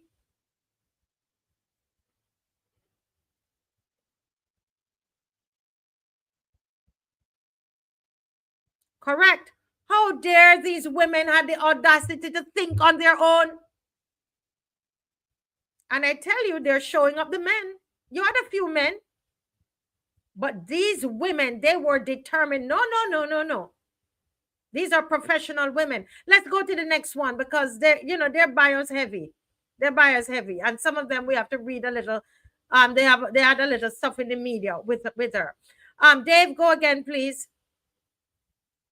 Let's put up. Thank you so much. Oh, I think he has some. Okay, he's right here. The next one. No, this one here. I'm trying to find a better term to use, right? but I'm Jamaican and I might use the wrong term. Don't kill me if I use the wrong term. But when I look at this smiling lady, don't kill me. Remember, I tell you, forgive me, and you can give me a different word. Please give me a different word to use. I know Miss McLean going to send me a different word to use if she thinks I need to use a different word. So, Miss McLean, I'm looking at my phone. Help me, because all that come to my mind is gangster. Not in a bad way. Listen. Or the don. She's a donist. Okay. This woman, she wasn't going out with a fight. Now you look and you see Miss Haynes, Dr. Haynes, speak up in Parliament, right? You saw Dr. Haynes spoke up in Parliament, but you see this woman here. Listen, who remember this woman? Miss Piggy had put her out of the Miss Piggy, who bullies people and gets very offended when whenever Miss Piggy is challenged. Miss Piggy gets very offended and angry and vindictive. And this woman here decided to think her own thoughts and to speak her mind. Okay? And so Miss Piggy and her started. Anybody give me a different word to call her now? I don't want to say gangster, because you're going to tell me that is bad.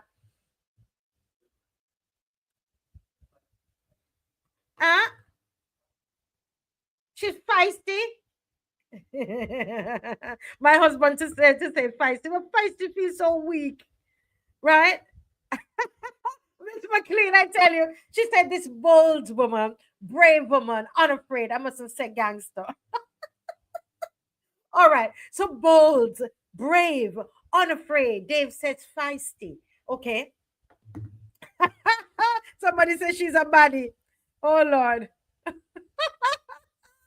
She's a realist. Okay, she's a realist. Well, this woman, Maria Agard, Dr. Maria Agard, and another professional. I was looking for her bio online and I didn't find it. But she's a dentist with her own practice right there near the Rock School in Strathclyde. As far as I know, Dr. Maria Agard, very intelligent woman. You see a pattern here? Do you all see a pattern? You see a pattern? Miss Piggy can't deal with intelligence. Miss Piggy cannot deal with intelligence.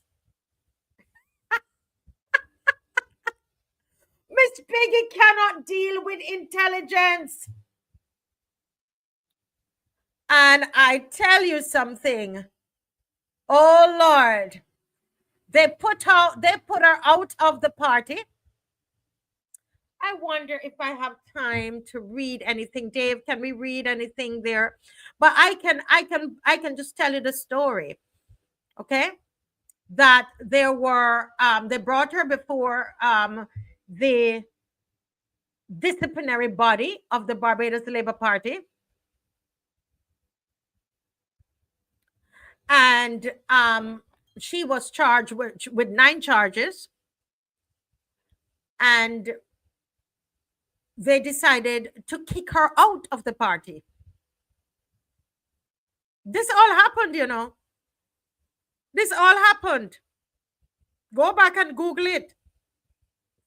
She had just won the seat Christchurch West. For Christchurch West, she had started to do some work in the constituency. But Dr. Agard, the kind of person that she is, and I've met her, a wonderful human being, honestly.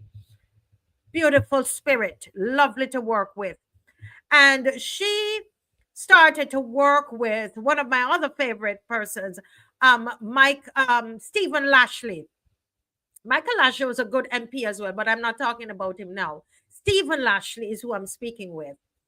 And she started to work with him in the Christchurch area to do some community work. They were from different parties, but they felt that there were some things that they could work on. They could work together on. And that was a problem for Miss Piggy. And so they decided to bring her before the disciplinary committee. They said that she wasn't supposed to speak with the media, and she spoke with the media, all kinds of things. And then they said she didn't follow the Constitution, and she was kicked out of the party. And what ensued later was, the matter was brought before the court. It was thrown out. And, eventually, Dr. Agard has left politics. She got, fighting it, she got physically sick. And I could tell you, because a lot of these things, it's also spiritual. Sometimes some of these people, I'm not calling any names, they deal in the dark arts. They're into the dark world. Yes. Huh? Sharon, I can't read your comment. But now, who remember this famous time when she stood up in Parliament? Dave, check from I sent you a little video. Who remembered this famous speech of Maria Agard? This will go down in the history book.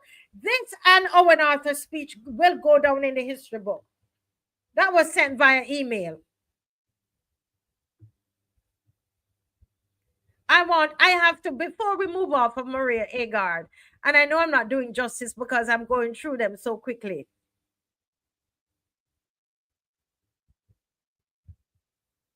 Yeah.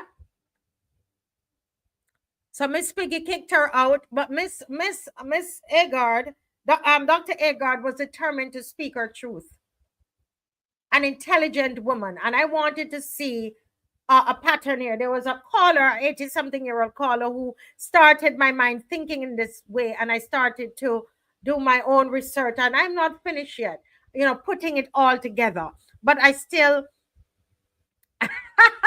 see, they said they're all mavericks, and the PM can't handle mavericks. You're right, Kamar. Where is the outrage? I don't know if Dave is going to come with that, but I wanted to play that. Dave, are we getting it?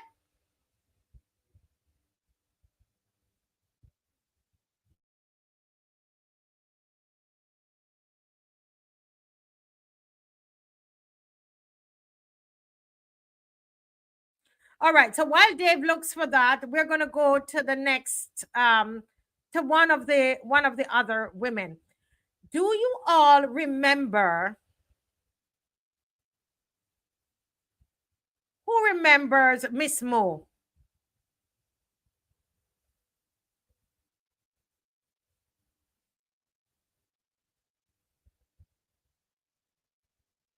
Who remembers Miss Mo? Lucille Mo.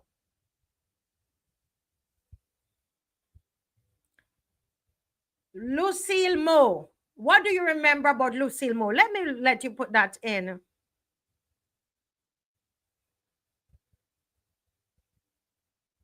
Let's hear Miss Mo. Let's hear who is, somebody say, who is she? Can you please you remember, we're going to do this together now because we know the history. While Dave is looking for that, we're going to go for Miss Mo. I had my thing marked today with Miss Mo, and I'm not seeing it now. Right? Miss Mo was at one point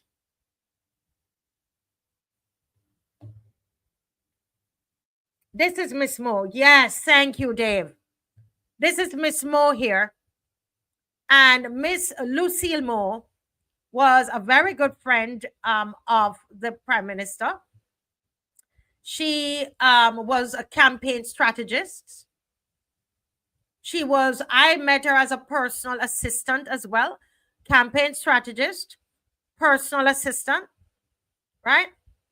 And she here in this article, it says, Government Senator Lucille Mo is publicly voicing her fear about the leadership of Prime Minister Myanmar Mottley should she secure another term in office. This is what Lucille Mo was telling us about. Another woman.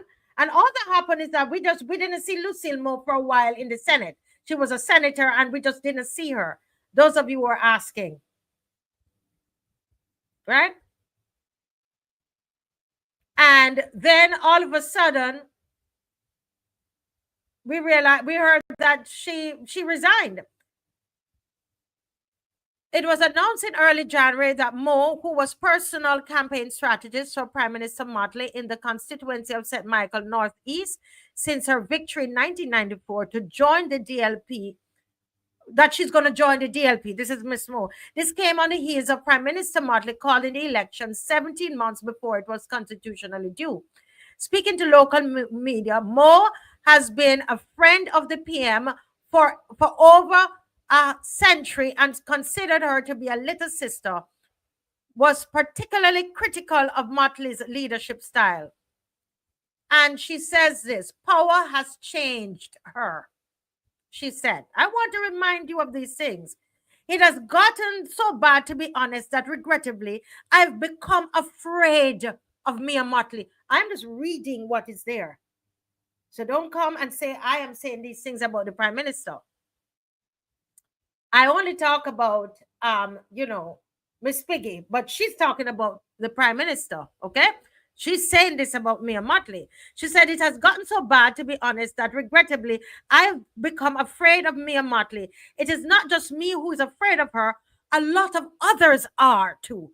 But they are so frightened to talk because they're afraid of what will happen to them. She is autocratic and does not allow anyone to have an opposing view or opinion. Oh, what happened to Crystal Haynes? Dr. Crystal Haynes. She is autocratic and does not allow anyone. This is somebody that had been working with her since 1974. Did I just read 74? Since she has been in politics. The woman had to run off to St. Lucia, run and leave her place, and we understood why she ran. One could assume because she said she was afraid of her.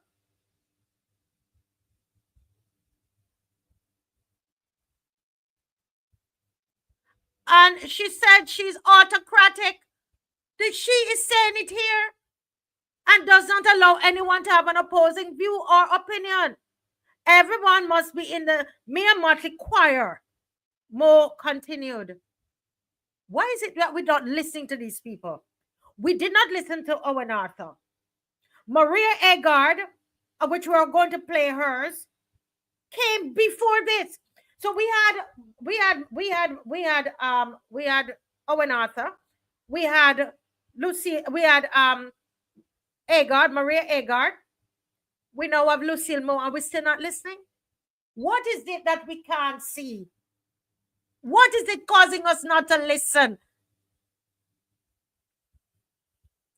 The former Minister of Information, Broadcasting and Public Affairs, who was abruptly dismissed from cabinet during July 2020 reshuffle, insisted that she will not be silenced. You hear what she said? She insisted. So I was wrong earlier. Actually, she didn't resign. She had just stopped coming to the Senate because the woman said, I think, because she said she was afraid. The woman got up and left the country and went to St. Lucia.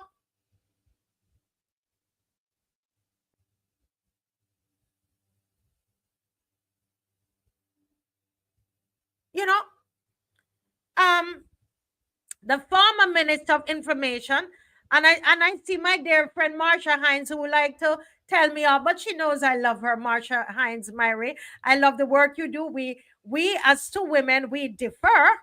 We have opposing view on one particular matter. You and I have an opposing view. But the love is still there. I don't have a problem with you having an opposing view. I don't. And us having an opposing view. And we can talk on other things, but she's right on. She's right on.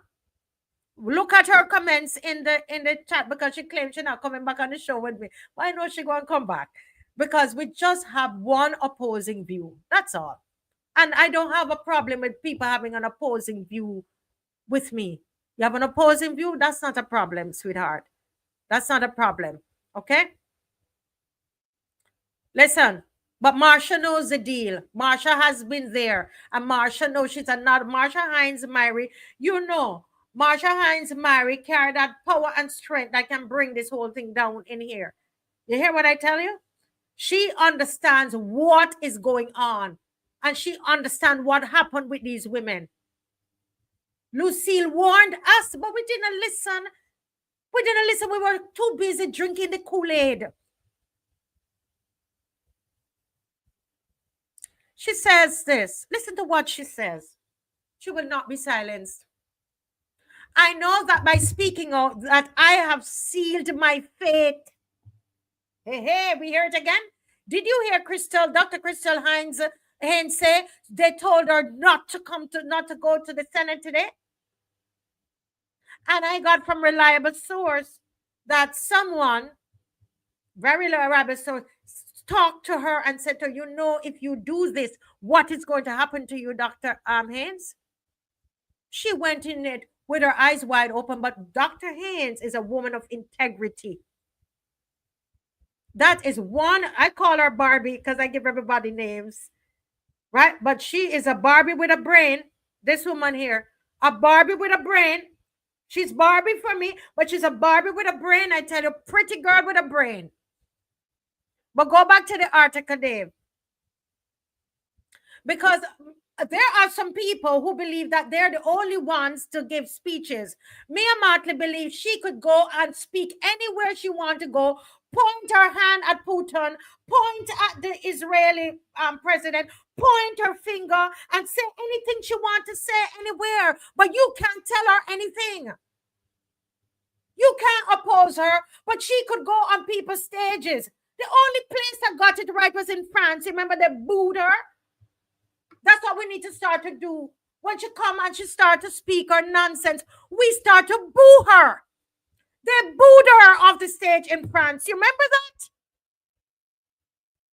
that? She stepped up there like she, ready to talk. And the people booed her.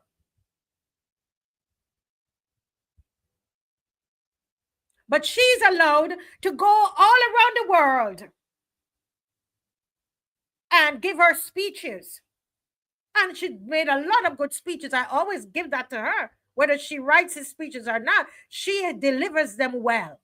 She's a good performer. She can carry the room. You know what I believe about Miss Mottley already. I don't have to keep saying it. Excellent speaker, delivers well. So why is it that as a female, a platform can be given to you to speak all over the world? But you want to come to abuse us women in this country. You try to even shut me up. Yes, you.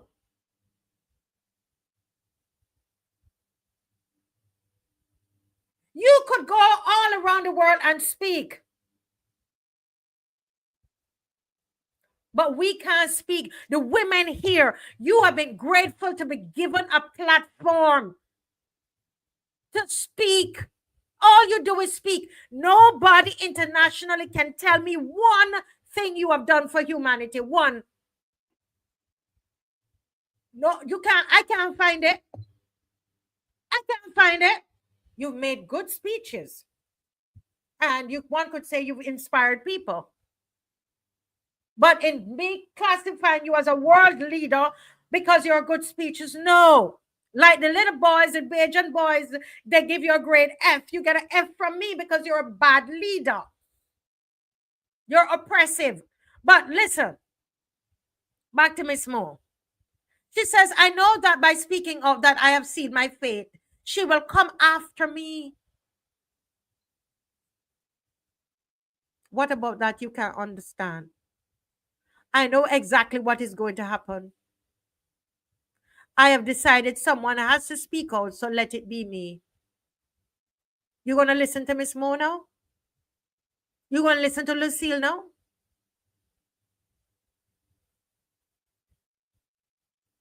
This can't be all 30 seats again and one woman as a dictator. Lord Jesus. Sorry, I called the Lord's name in vain. Sorry for my Christian friends watching. But honestly, I was literally shocked here. I didn't read all of this before I came on. She said, She says, this can't all be 30 seats again and one woman as a dictator. That is what it has become, and I'm comfortable with that. And I'm not comfortable with that. This is not the Barbados I know. And that, Lucille Mo, wherever you are, that is why I do this show. Because if we don't stand up and become an opposition, this country will be destroyed by this dictator.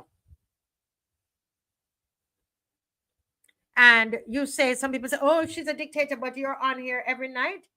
You know what I go through. You know the letters I get in my mailbox. You know what I have to deal with. Do you know if it's up to them, this will be shut down long time?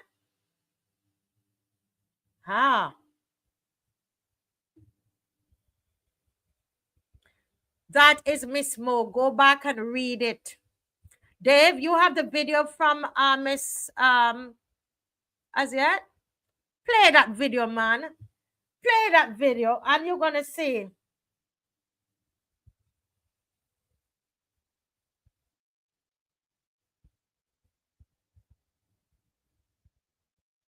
Play it. Dave, you ready? Play that video. Dave is getting it ready. I'm reading some of your comments. Go ahead, Dave. But you could never be a government of one. And when you reach a point that even members of your parliamentary group you undermine and destroy, we ask the question, are we courting the devil?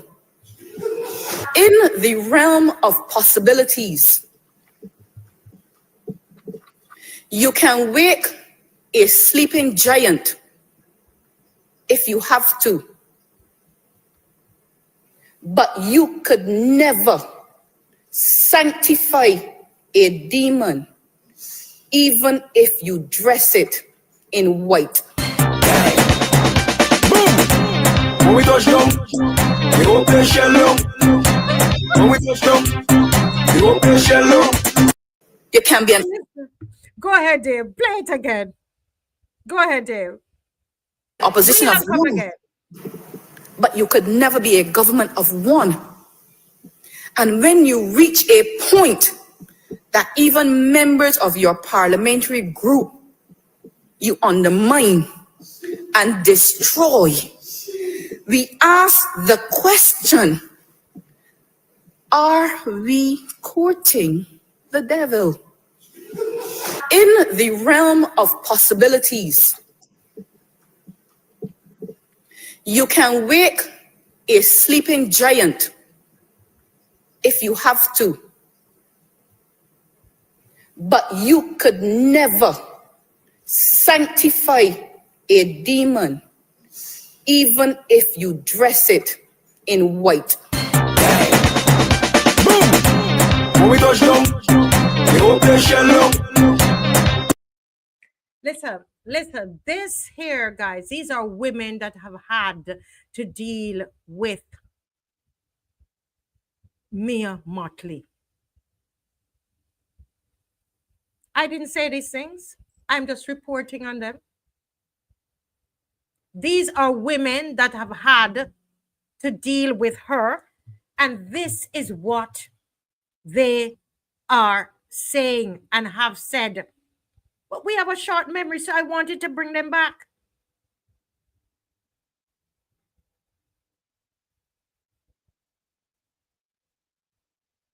And this is Dr. Maria Agard. She was MP. And she was saying this in Parliament.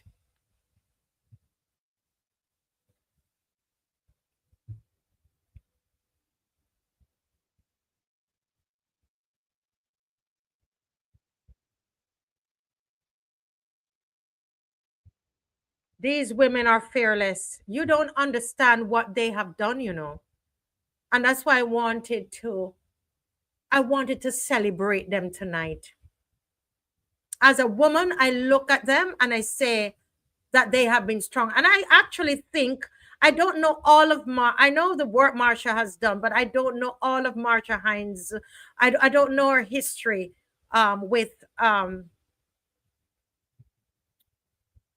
Miss Piggy. I don't know her history, but I say there are some strong women in Barbados. These only represent some, the ones in public that we know.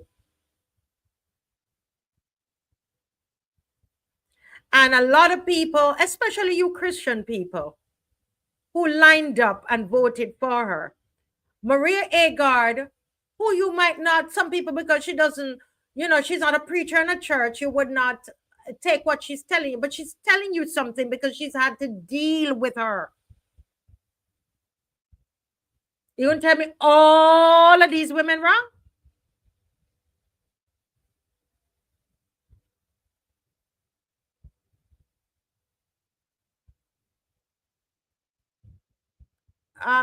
Kamar says, what does she threaten with? I can't understand. It's fair one moment. My entire country, people are worried about their jobs, Kamar. They're 9 to 5. They worry that they might not be able to feed their family and pay their mortgage. It's a real fear.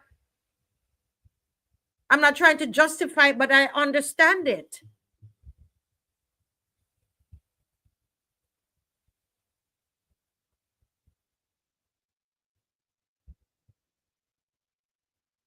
Yeah.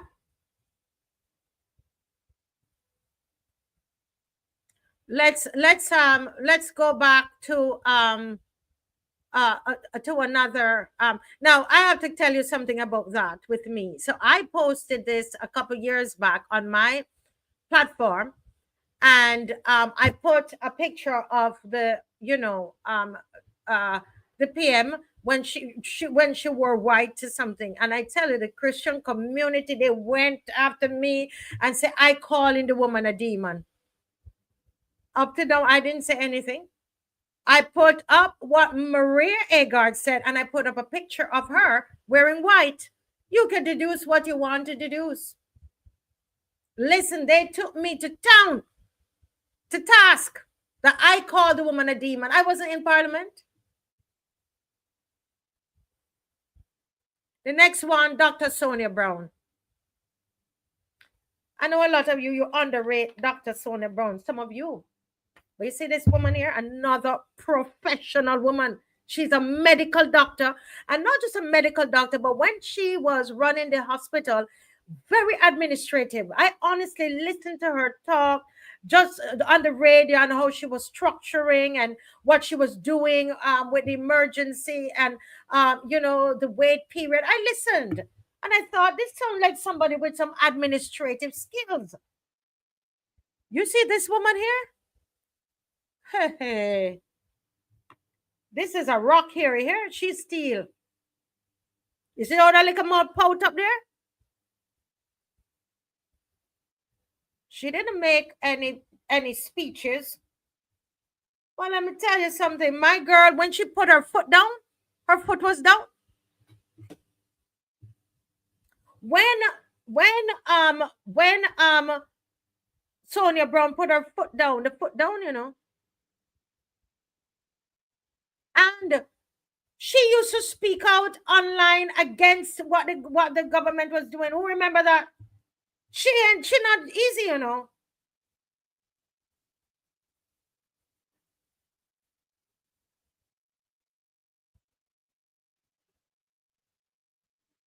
Sonia Brown, listen, I rate her. I rate her 100%. And the thing about it, she stands up based on principles. She stand up for people based on principles. She didn't just come to town, and she didn't from day one. This woman, she stood up and she said what she wanted to say. I loved it. She didn't have any. She doesn't behave like a politician. That's the truth, right? She did not. I am telling you, Queen K, more guts than some of the guys in parliament. Go back, and if we don't have the time to go through all of it, but she was speaking out against a lot of things. They there was a time she stopped going to parliament because she said inside there it's not healthy, the environment is not healthy, and she's not going. And she told the media, there's mold in here and I'm not going inside there. And they have treated her so terribly. I'm telling you, they treat her terribly. I've been told that they even told her she can't come to cabinet. She can't do this. They banned her because she brings a differing opinion. She constantly brings a differing opinion. And once you do that, remember, you can't be around because you can't think your own thoughts. Miss Piggy is not going to let you think your own thoughts. Yes, she's very low-key and humble, but she's not a walkover, and Miss Piggy knows that.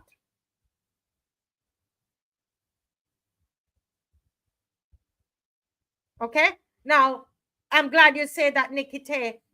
These women that we're putting up this on the screen recognize that they are lawyers, they're doctors, they're professional women. They can have a livelihood outside of politics, and they have a livelihood outside of politics. This is what the young man Leacock was saying.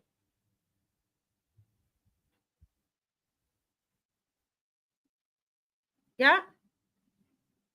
Listen, that's the thing, Pedro. Leave her and let her be. Let her be. As a woman, I am celebrating Dr. Brown tonight. I'm celebrating her, whether she's with the party or not, because you see, this is not about party, you know. You people, you seem to not get it.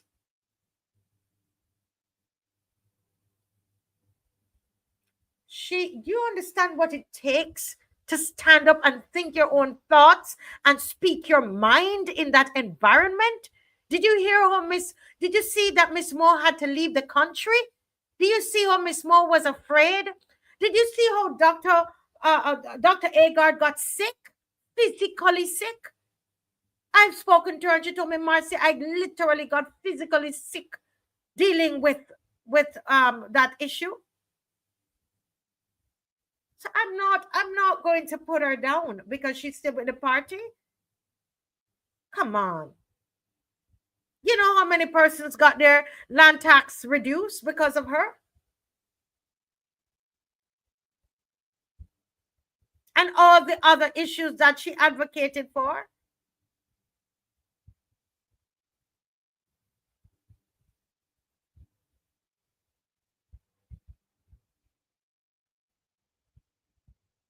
Yes, Ralph stood up. And I said a few men, right? A few of the men. But let me tell you, these women, they know what they see, and they're not fooled. Dave, let's put up another one because time is going. Oh, my Lord. Listen, I want you all to call in or join the call in, please, and join the conversation. It's 9:13, and I didn't realize the time. So I'm setting up the phone now. You know, I love when you all call in. This is your time. Dave, put up another one while I wait on the call. Let me check my phone here. See if Miss McLean correcting me here. Right, she said I should say Senator Lucille Moore. So that Miss McLean doesn't want to make sure I do the things correctly. Senator Lucille Moore. I kept saying Miss Moore. It was out of respect, I was saying Miss Moore, but it's Senator Lucille Moore. Yeah, and we have Senator. Let's do her last, Dave. Let's go to some of the others first, and go to her last, please. Thank you. She's the baby of the lot. And when I tell you, when I stand with people, I stand with people. I don't know her, and she probably couldn't care less about me, but it don't matter to me. She's a woman, and she's standing up. She's standing up, in my opinion. It's my opinion. She's standing up to a bully. The behavior looked like a bully.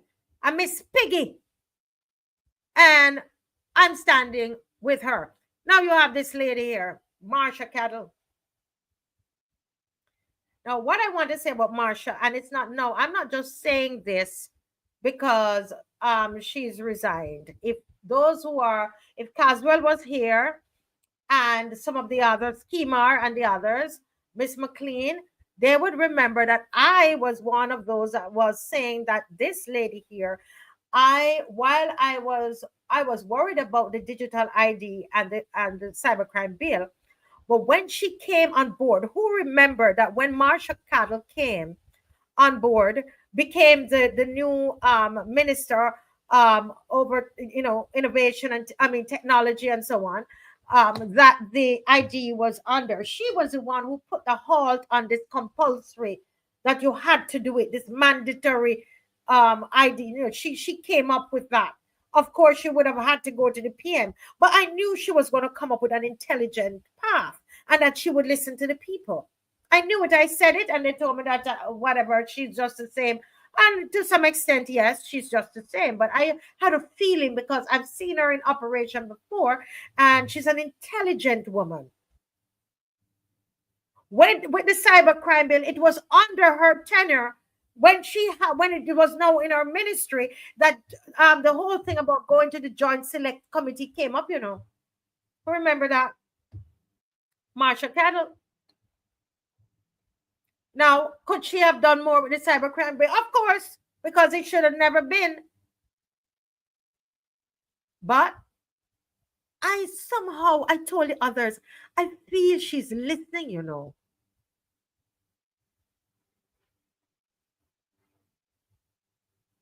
I said to myself, I feel Marsha is listening to the people. I told him she's very black conscious. Who remember that Marsha was the only MP that stood up when they were going to remove Independence Day? Who remember that? Let me see the thumbs up. Who remember that? If I could find the post that Marsha put up, I think Miss McLean probably might. No, Miss McLean will have that post with Marsha, right? Let me just excuse me, guys. Let me just there's a caller here. Hang on, please. Good night, caller.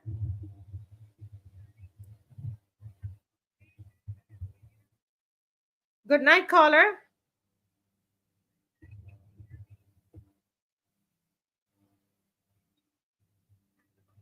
Not hearing the caller.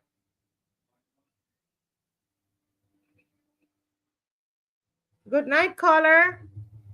Good night. I am begging up all 6 of those ladies and dementia state to me also too. Repeat. We started low, so go ahead. Repeat. I said all 6 of them women that state to me, I feel proud of them, and dementia state, and stop being walking about with her like that, like a kite.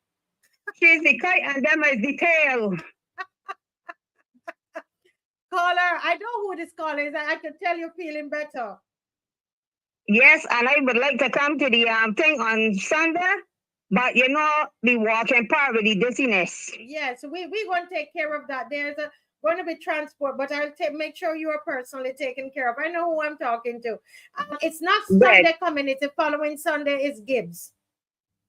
All right, whenever it is, you will call me. You will let me know. But tell the man to start walking about behind she like them is kite tail.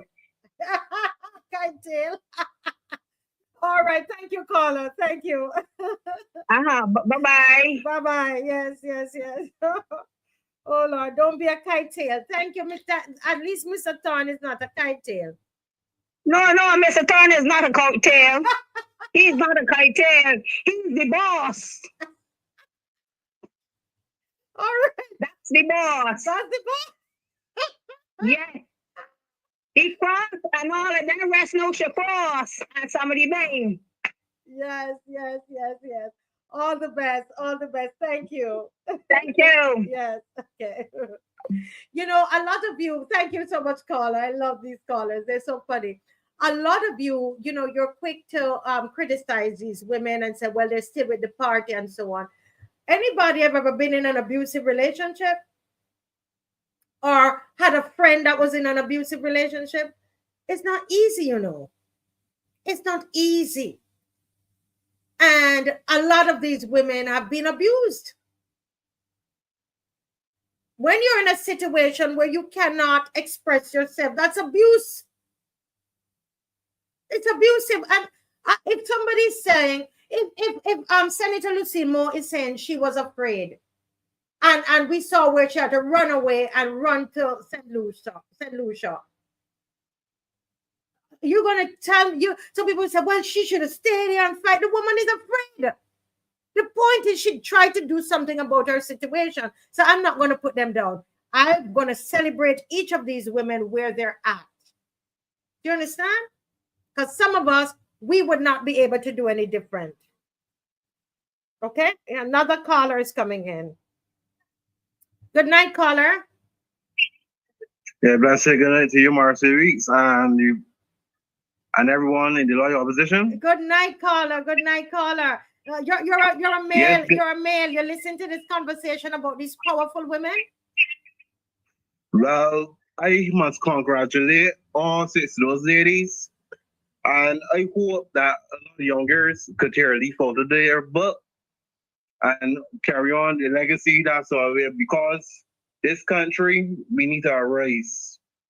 It's a time of our power, because any day, we want to build this tower of a very loyal Barbados and a great Barbados for all the young women and the ladies, the gentlemen and the boys, which is young fellas, need to arise in positivity and stamp out corruption and don't be got fear or intimidation.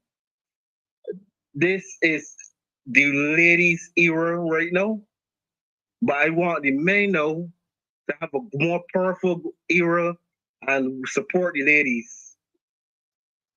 Yes, thank you so much. Thank you so much, and I hope a lot of them, as the other caller said, would not be kite tails. Okay, but because yeah, not across you, but the men support the kings. So basically, you can't allow the women to take you as a play a toy. You understand? I'm not sexist, but the men supposed to arise. So this is now the time that men should either going to arise more greater now and follow the pattern of ladies. In a nutshell, we want an era of greatness. Correct. Well, thank you so much, caller. Thank you so much. Appreciate the call. Okay, blessings to everyone. Yes, sir. Thank you. I hope you're coming to GIBBS. Of course. All you right. Know you don't miss. So March 9th. Even if we're going to say I'll be crawling from my belly.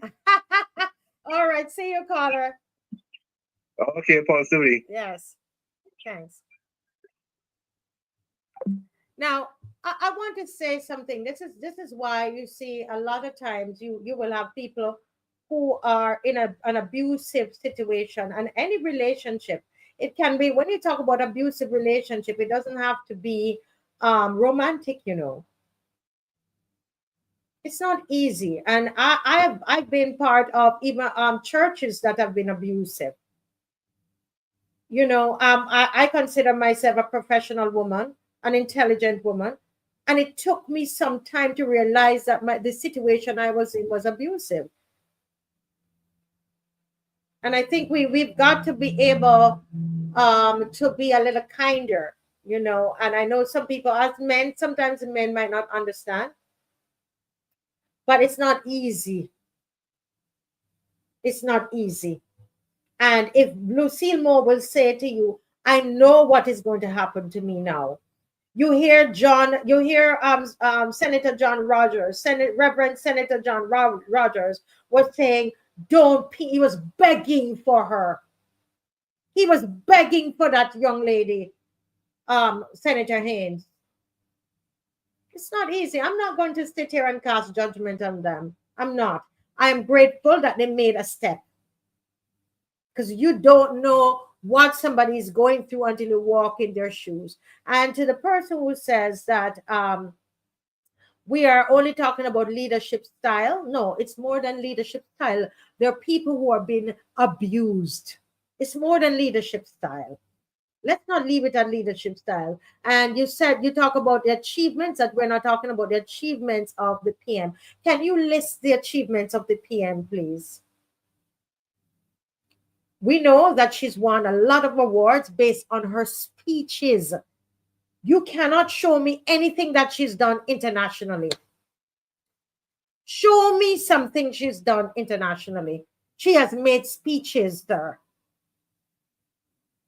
And since she's been here, show me something, that one substantive thing that she's done to better our lives since she's been Prime Minister. Show me one that hasn't started and have to go back, start and go back, because it's not her. She does not have proper leadership skills. She's a good speaker.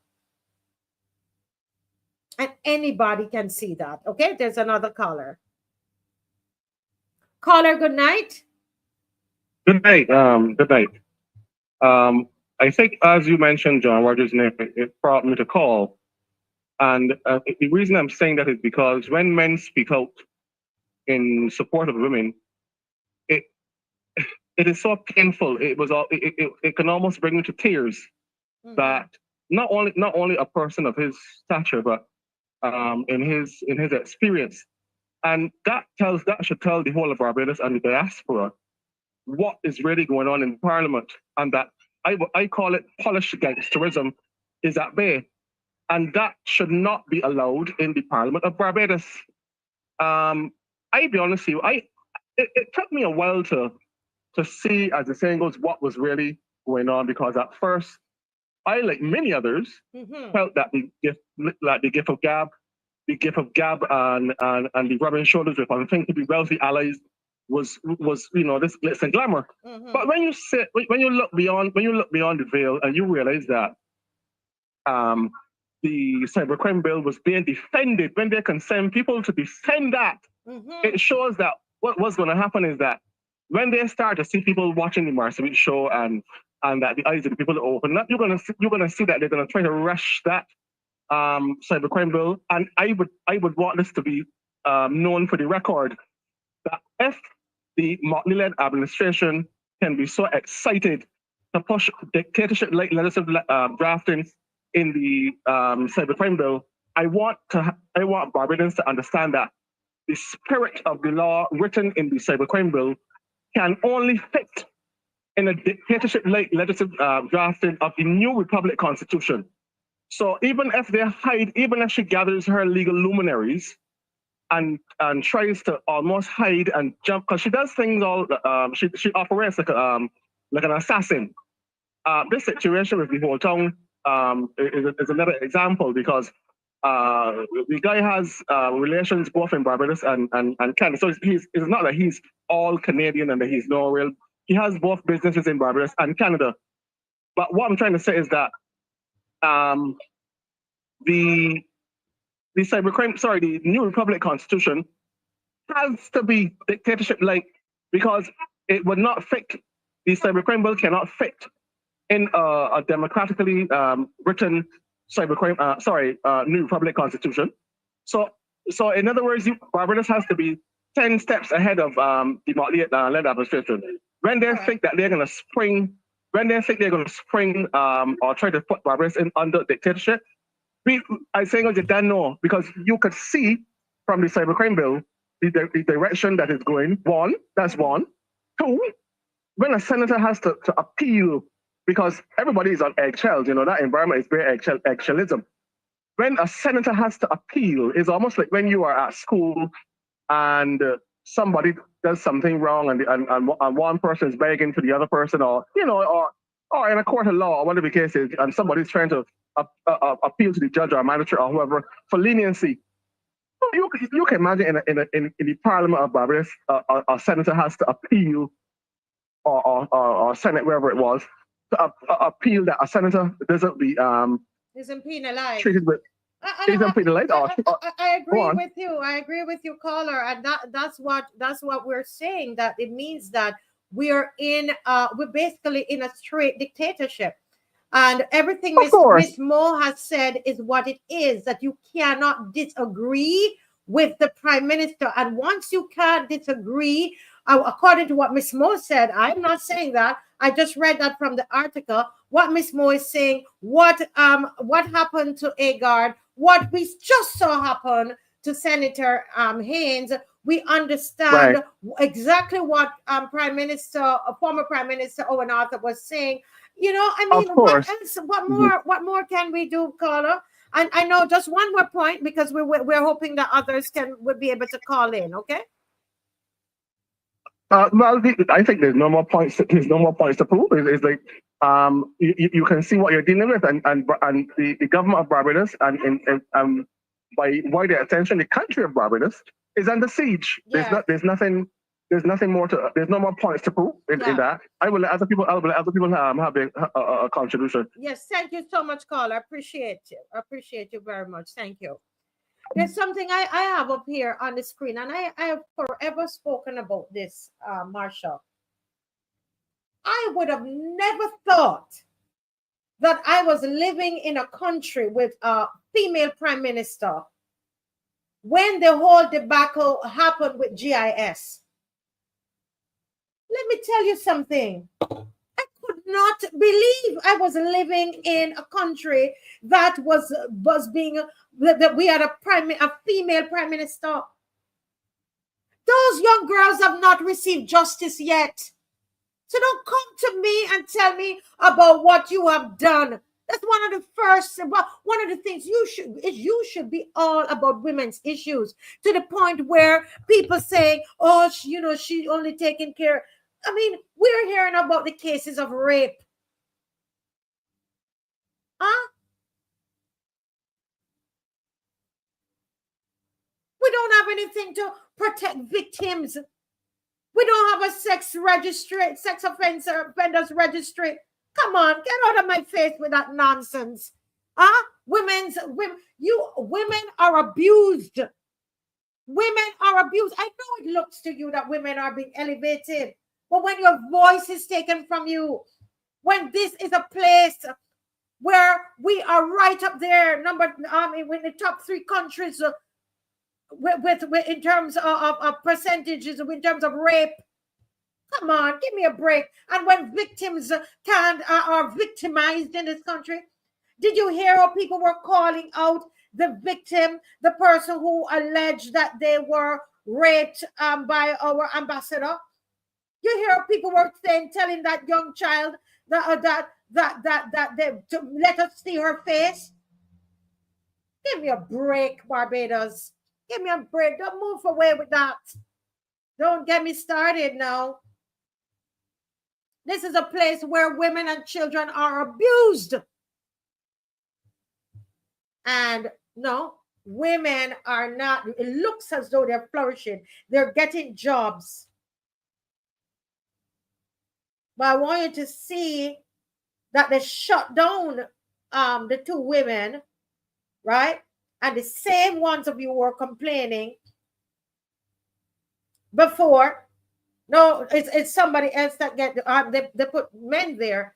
Not that it mattered to me, because you're going to put whoever is competent. But some of you would have been complaining if it were other people. Yes, we can't make it a gender issue. Understand, Jermaine. What I'm trying to say, though, is that this is not an administration where women feel safe. Women do not feel safe in this administration.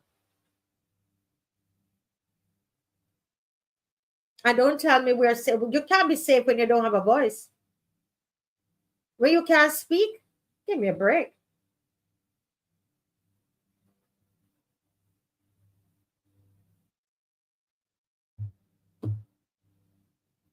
Correct, Marsha.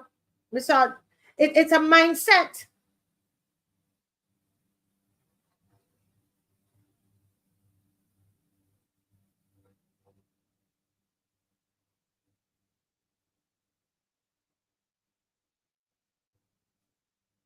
And I'm sorry if I made it a gender issue, Jermaine.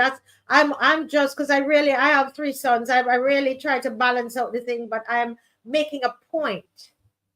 That it should, women should feel safe. Women, we don't feel safe because people like me, if they could get me,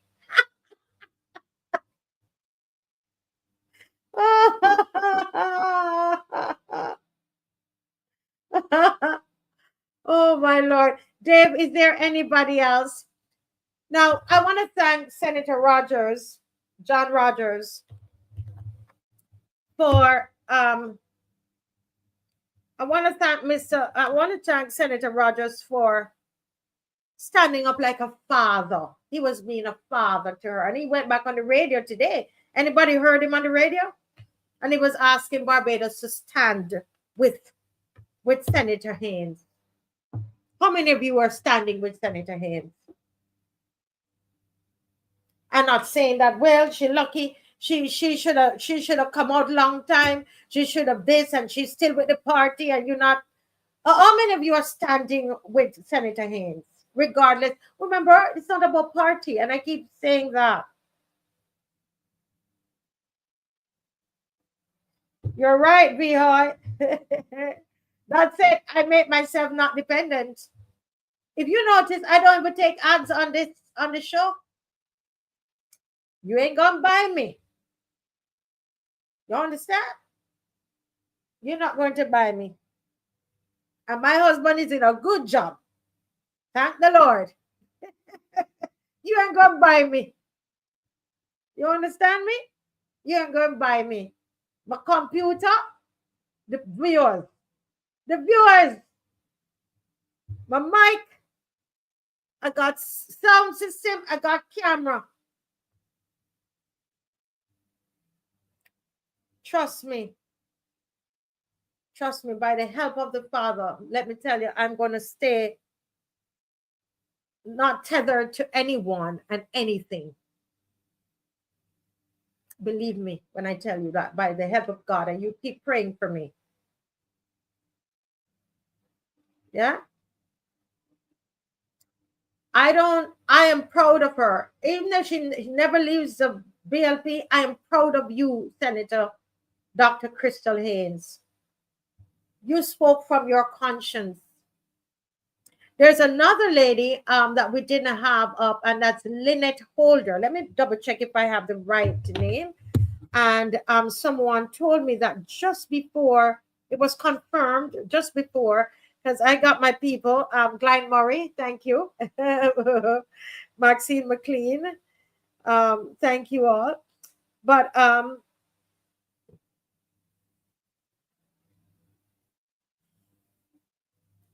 where is Glenn? Okay. Senator Lynette Holder, she too, I heard. I don't know her story, so unfortunately I didn't have it up tonight.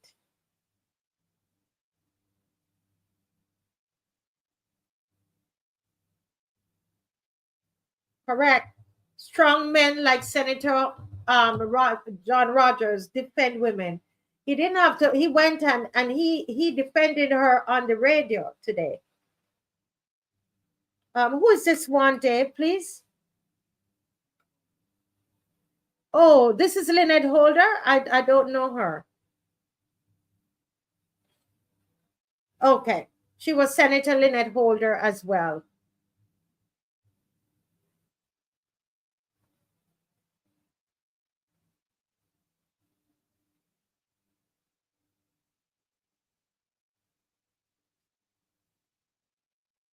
Yes, pray for her and send good thoughts. Put up something on your Facebook page for her. Don't be afraid. Stand with her. You stand with her because she's put herself up there. She was told not to go to Senate that day. She was told that, and she said, I could not, I had to obey my conscience. You had Lynette Eastman, Maria Agard, Lucille Moore. There is Marsha Cattle. There is Dr. Haynes. And who am I leaving out? Dave, if we can put them all back up so I don't leave out anybody.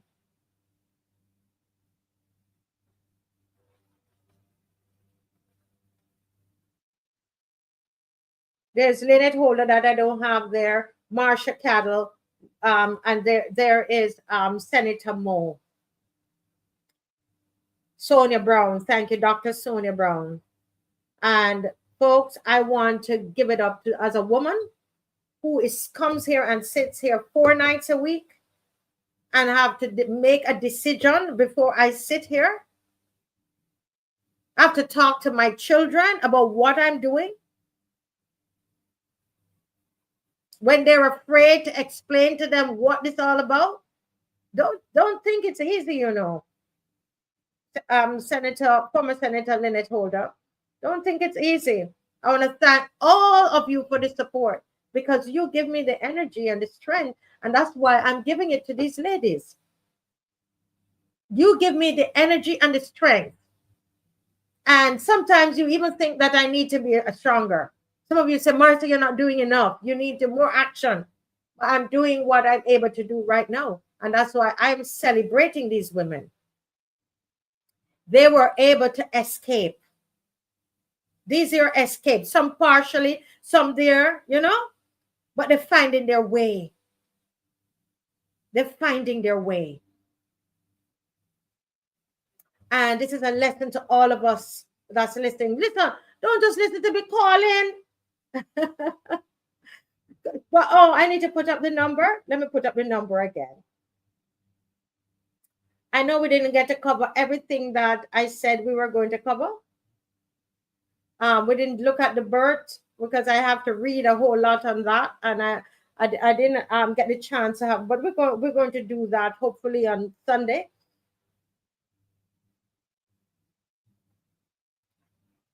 Call in and share your thoughts about what we're talking about. That mass nor English, pretending to be good, pretending to be good, just pretending to be good, pretending to be good, just pretending to care about people, just pretending to care about people, just pretending to care about people, just pretending to care about people, pretending. And I'm pretending to be good at maths nor English. I just pretending to care about people. And I'm pretending to be good at maths nor English. I just pretending to care about people. I'm pretending to be good. And I'm pretending to be good at maths nor English. I just pretending to care about people. And I'm pretending to be good at maths nor English. I just pretending to care about people. Hey, I tell you, Dave, thank you. That's a good one. We have a caller on the line, but I think it's reconnecting. Seems to be an internet issue. Let me double check my internet here. Okay. Promise us a better tomorrow. Tell me that it's suffering done. Me a take the vote and let me down. Me attack the button every time, please. Okay, good night, okay. Good night, caller. Good night, caller. Go right ahead. Yeah, I just want to touch base on a couple of things. One with Dr. Haynes in the Facebook posting of hers. She listed that she was 5 months out of pregnancy or in motherhood when she got the call from Mia. At that time, she was not into politics. Neither was she a member of the BLP. Mm.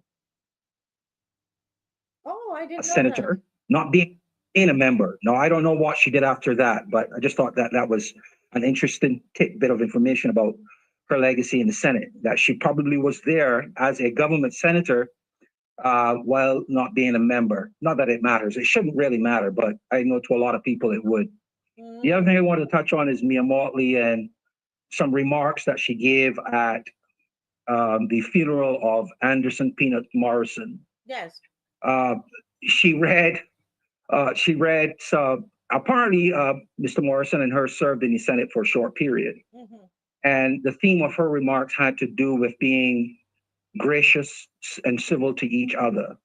And she went back to Hansard in 1992 to use a couple of remarks that she offered in response to some comments from Mr. Morrison, and they were gracious remarks. Mm-hmm. And then she implored everybody to be like that. I thought it was funny that she would do that, given all that has transpired and the comments that she would have made to journalists. I remember she once told a journalist to incline his heart to incline his head or heart to common sense or something like that. Right. It was a very hard takedown.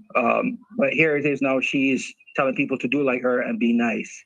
But you know, caller, the last thing I want to touch. Go ahead. I was going to interject and say to you that it's just like how bullies behave. So she knows that people are not happy with her, and so she knows that people are going to now begin to tell her how they feel, and that's happening. So she's putting that out there because she can't take it. She can give it, but she can't take it. So that's what I think. That's what that's about. But anyway, go ahead. Yeah, I agree with you 100%. That's how narcissists behave. They do not like the comments that come their way, and they try to, however they can, to get people to move away from doing that. The other thing I wanted to talk about is how we have come to view her governance as one of being a dictator. And I keep stressing this all the time, that it's unfortunate that we are seeing it so openly with her, but it's really the system that allows her to do this. And that's, I think we need to really double down and focus on truly understanding our adaptation of Westminster for what it is. And then we will get to understand why this woman behaves the way she does. You know, in a nutshell, can you break that down? Because down for us, you said that it is because of our system of our Westminster system of governance, right? Yeah. So in 1964, the British ruled us by something called letters patent. That's how they showed the world that they owned Barbados. So in 1964, when they allowed self-rule and kept foreign affairs to themselves, they changed that patent to the letters patent consolidated of 1964 that allowed for self-governance. What that meant was that the Governor General at that time, who had autonomy to rule Barbados, was removed, and that autonomy was then given to the office of Prime Minister. Right. Right. So in essence, the authority that a Governor General had under the British was given to the office of Prime Minister after independence. Now we had a journalist, he's dead now, Gladstone Holder, who used to refer to the office of the Prime Minister as one of a dictator. He referred to it as an elected dictator, given the way the office holder exercised that power legally. Right. I mean, we have the Moon Commission, which referred to Errol Barr when they said that all roads lead to Errol Barr, all roads lead to the Prime Minister. We've had the comments of Mia Motley in St. George North when she says, you know, all big works have to come through her. She's not lying. So you're saying that is all of this is allowed. So you're saying that the GG was then reportable, had to report to England.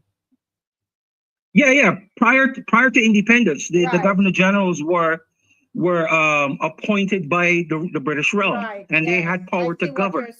Right. After independence, that role was given to the Prime Minister. Yes, no, they kept something called a GG, a Governor General, but that has always been, after independence, a ceremonial role, a figurehead role. Yes. And I can prove all these things. I have videos of Frondell Stewart breaking this down as to, because people were on this misapprehension that the Governor General and Queen Elizabeth had some say in the running of Barbados. That has never been true since 1966. But these are things that people still believe, right? Frondell Stewart is on record of saying that he appointed two Governor Generals and he did not have to seek any approval from the Queen. Neither did she know them. She met them subsequently, but she didn't know them because the Prime Minister and the Cabinet of Barbados, since independence, runs Barbados, right? So going back to Mia Motley, so if you have a situation where the Cabinet, the Prime Minister and the Cabinet runs Barbados, and the Cabinet is a committee of Parliament or should be reporting to Parliament, right, where parliamentarians can get to vote yea or nay on legislation. And in Mia Motley's Cabinet, she has 26, maybe 28 people, and the Parliament is only 30. How can Parliament then vitiate, or how can Cabinet be accountable to Parliament with that? right? Right. So But in I think essence, that if there the were parliament checks and can't be balances. accountable, But caller, uh-huh. I understand in theory what you're saying, but Yeah. there are checks and balances, especially if you had a strong opposition. Say you had, it's supposed to be 30, suppose you had 15, 14 or whatever, am I 16, 14, right? Suppose you had something like that, Mhm. right? Mhm. Mhm. Government 16, opposition 14. Then I believe that you would be able to have a more robust debate is going to happen. I'm looking at the possibilities, right? And Right now, yeah, and all of these things, I believe that within it, I understand what you're saying to some extent, but I think though that we have an unusual situation because we gave all the seats to one right, party. but that can be addressed. That can be addressed with changes to the system. Now in Singapore, Singapore has Westminster as well, but Singapore understands Westminster functions as an adversarial system. There must be someone as part of government that opposes the cabinet, and that's why in the Constitution there's a role for the leader of the opposition, because that role is important to the function of Westminster. So here it is now, you have a situation where all 30 seats went to one party, so there's no opposition. That should never be allowed because Westminster does not function without an opposition. It's needed. It's needed. So in Singapore, where they have, right, in Singapore, they have the Westminster system, but they have made sure that in every parliament, there is an opposition regardless to the outcome of an election. Yes. It's that important. Yes. So what we had with 30 seats, right?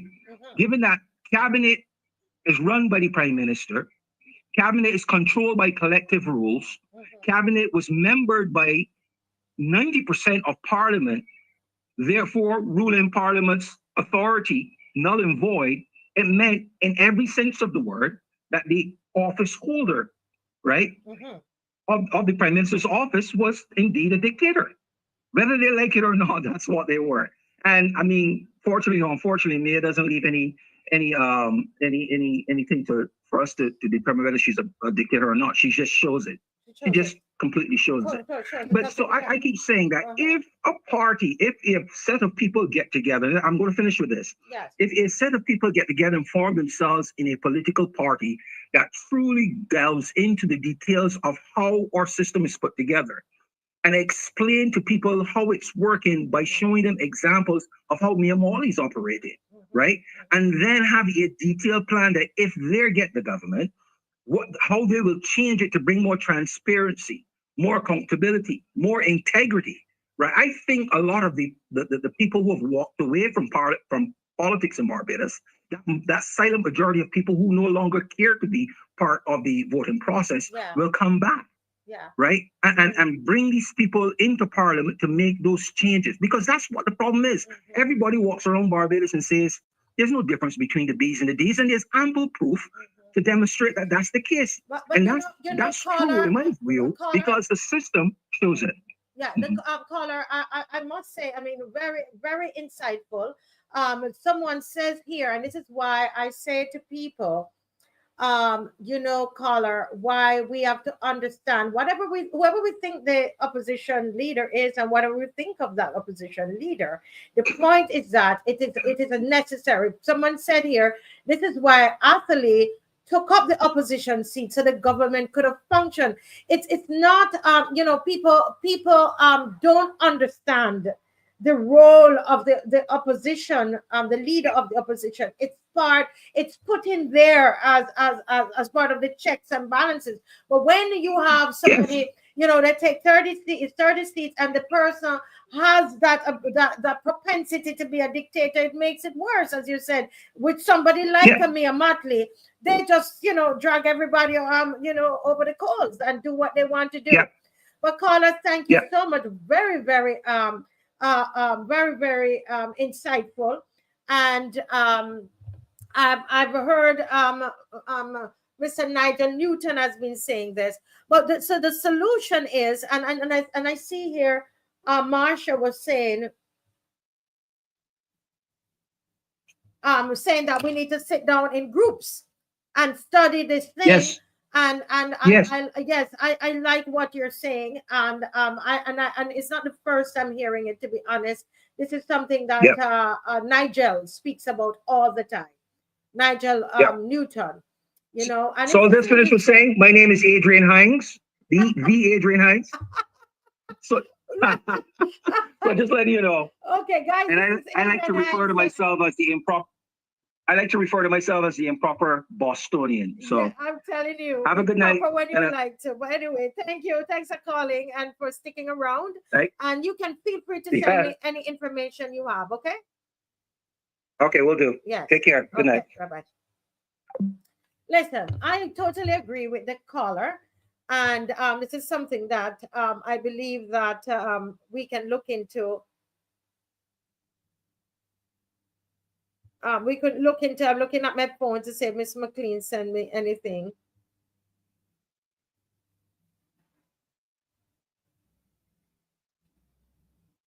Yeah. Right. So no, folks, it's a good point. And as I said, it's something I've heard. And that's why those of you who say that I'm a DLP lover because I promote, that's why, guys, what the caller just called and said, thank you, Adrian Hines. That's why I support Mr. Thorne. I didn't know Mr. Thorne before, you know. I didn't know Mr. Thorne. But I knew that having an opposition leader is good for Barbados.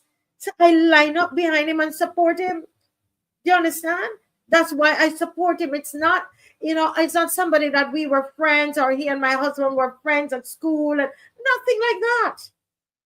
Absolutely. And the first time I met him in person was at Parliament, at the gate at Parliament, when he was going in for the first day of Parliament. I went the first time I ever did anything like that in my life.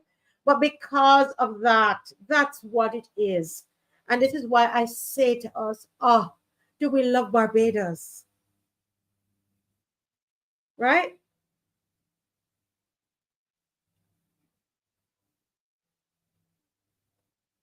You understand?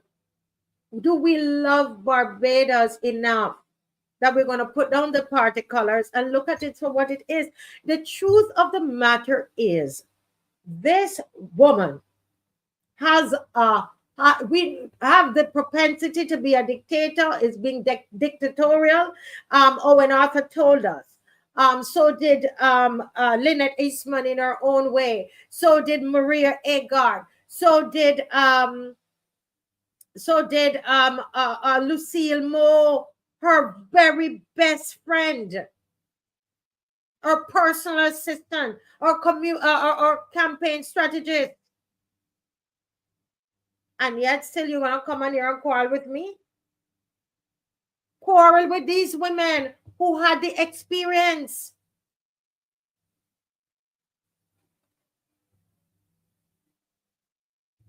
Correct. This is what, I didn't call her a despot. Owen Arthur called her, and I'm hoping that we can play that before we close off tonight. It's 2 minutes.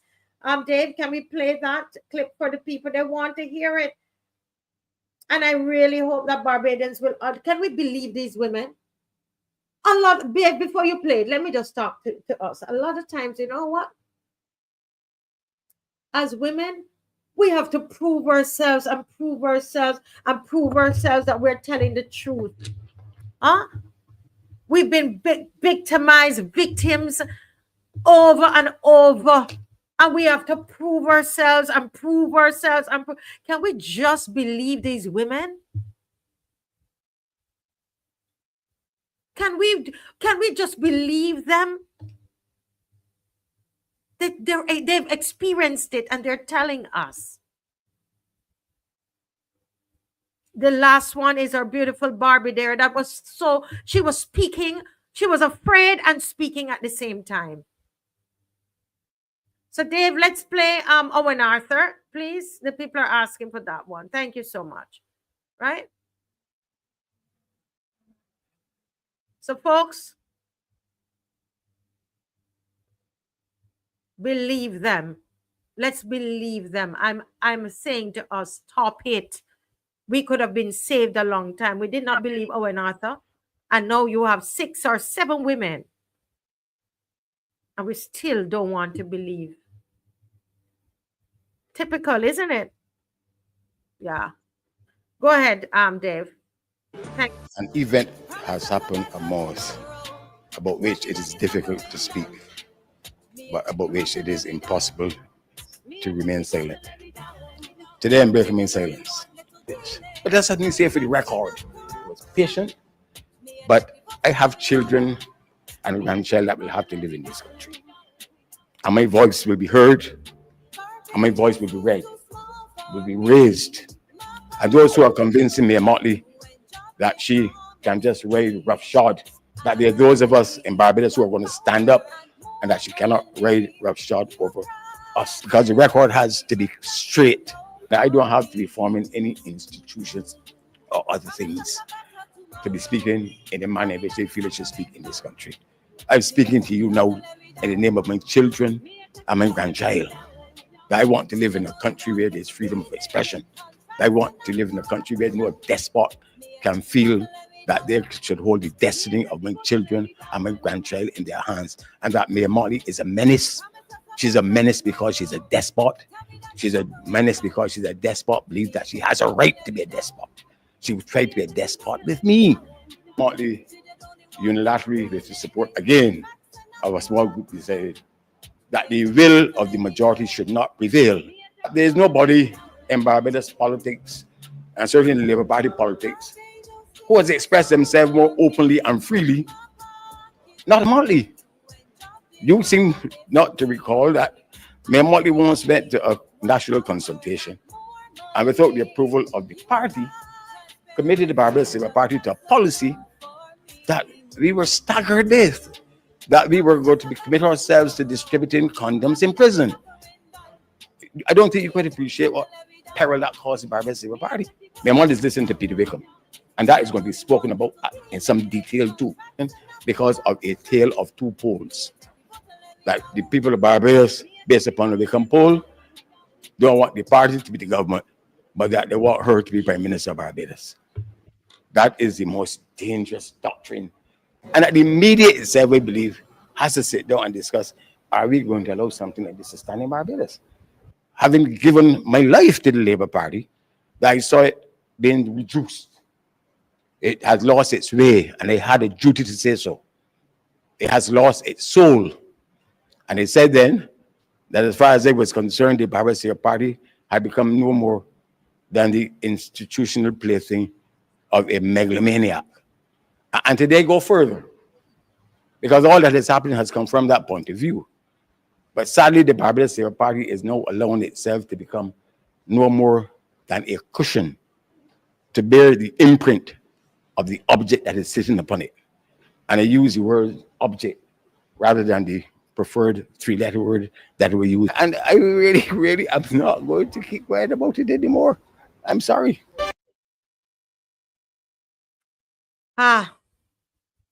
Will we listen? If we listen, we can save Barbados. We can. We can, Barbados. Thank you. It's been a very sobering night. God bless you and have a wonderful, wonderful evening. See you on Sunday. God bless. Bye-bye. Look, I love sing commentary. I love how we tell story. It could be serious, unloaded with wit and comedy. So I had to write a song that people can sing along. Make sure it by 10, cause I got for Kai so crong. Sing about the policy, how the taxes killing we, and the government doing whatever they please. Except for have no opposition, twice they win, 30-0. Now I'm wondering who the hell is their God and we. Tell me who's the guy? Kerry, Brady, it's my mommy, I go. Tell me who's the guy? Humphrey, daily, for sure it's in row. Politics in this precious place, in nothing but a damn disgrace. The Integrity Act is yet to be put in place. Tell me who's the guy? Jerry, Marshy, I really don't know. Tell me who's the guy? Indar, Suntar, Indians must know. Somebody tell me, all the good politicians died, but every resurrection bring back Eric Fly.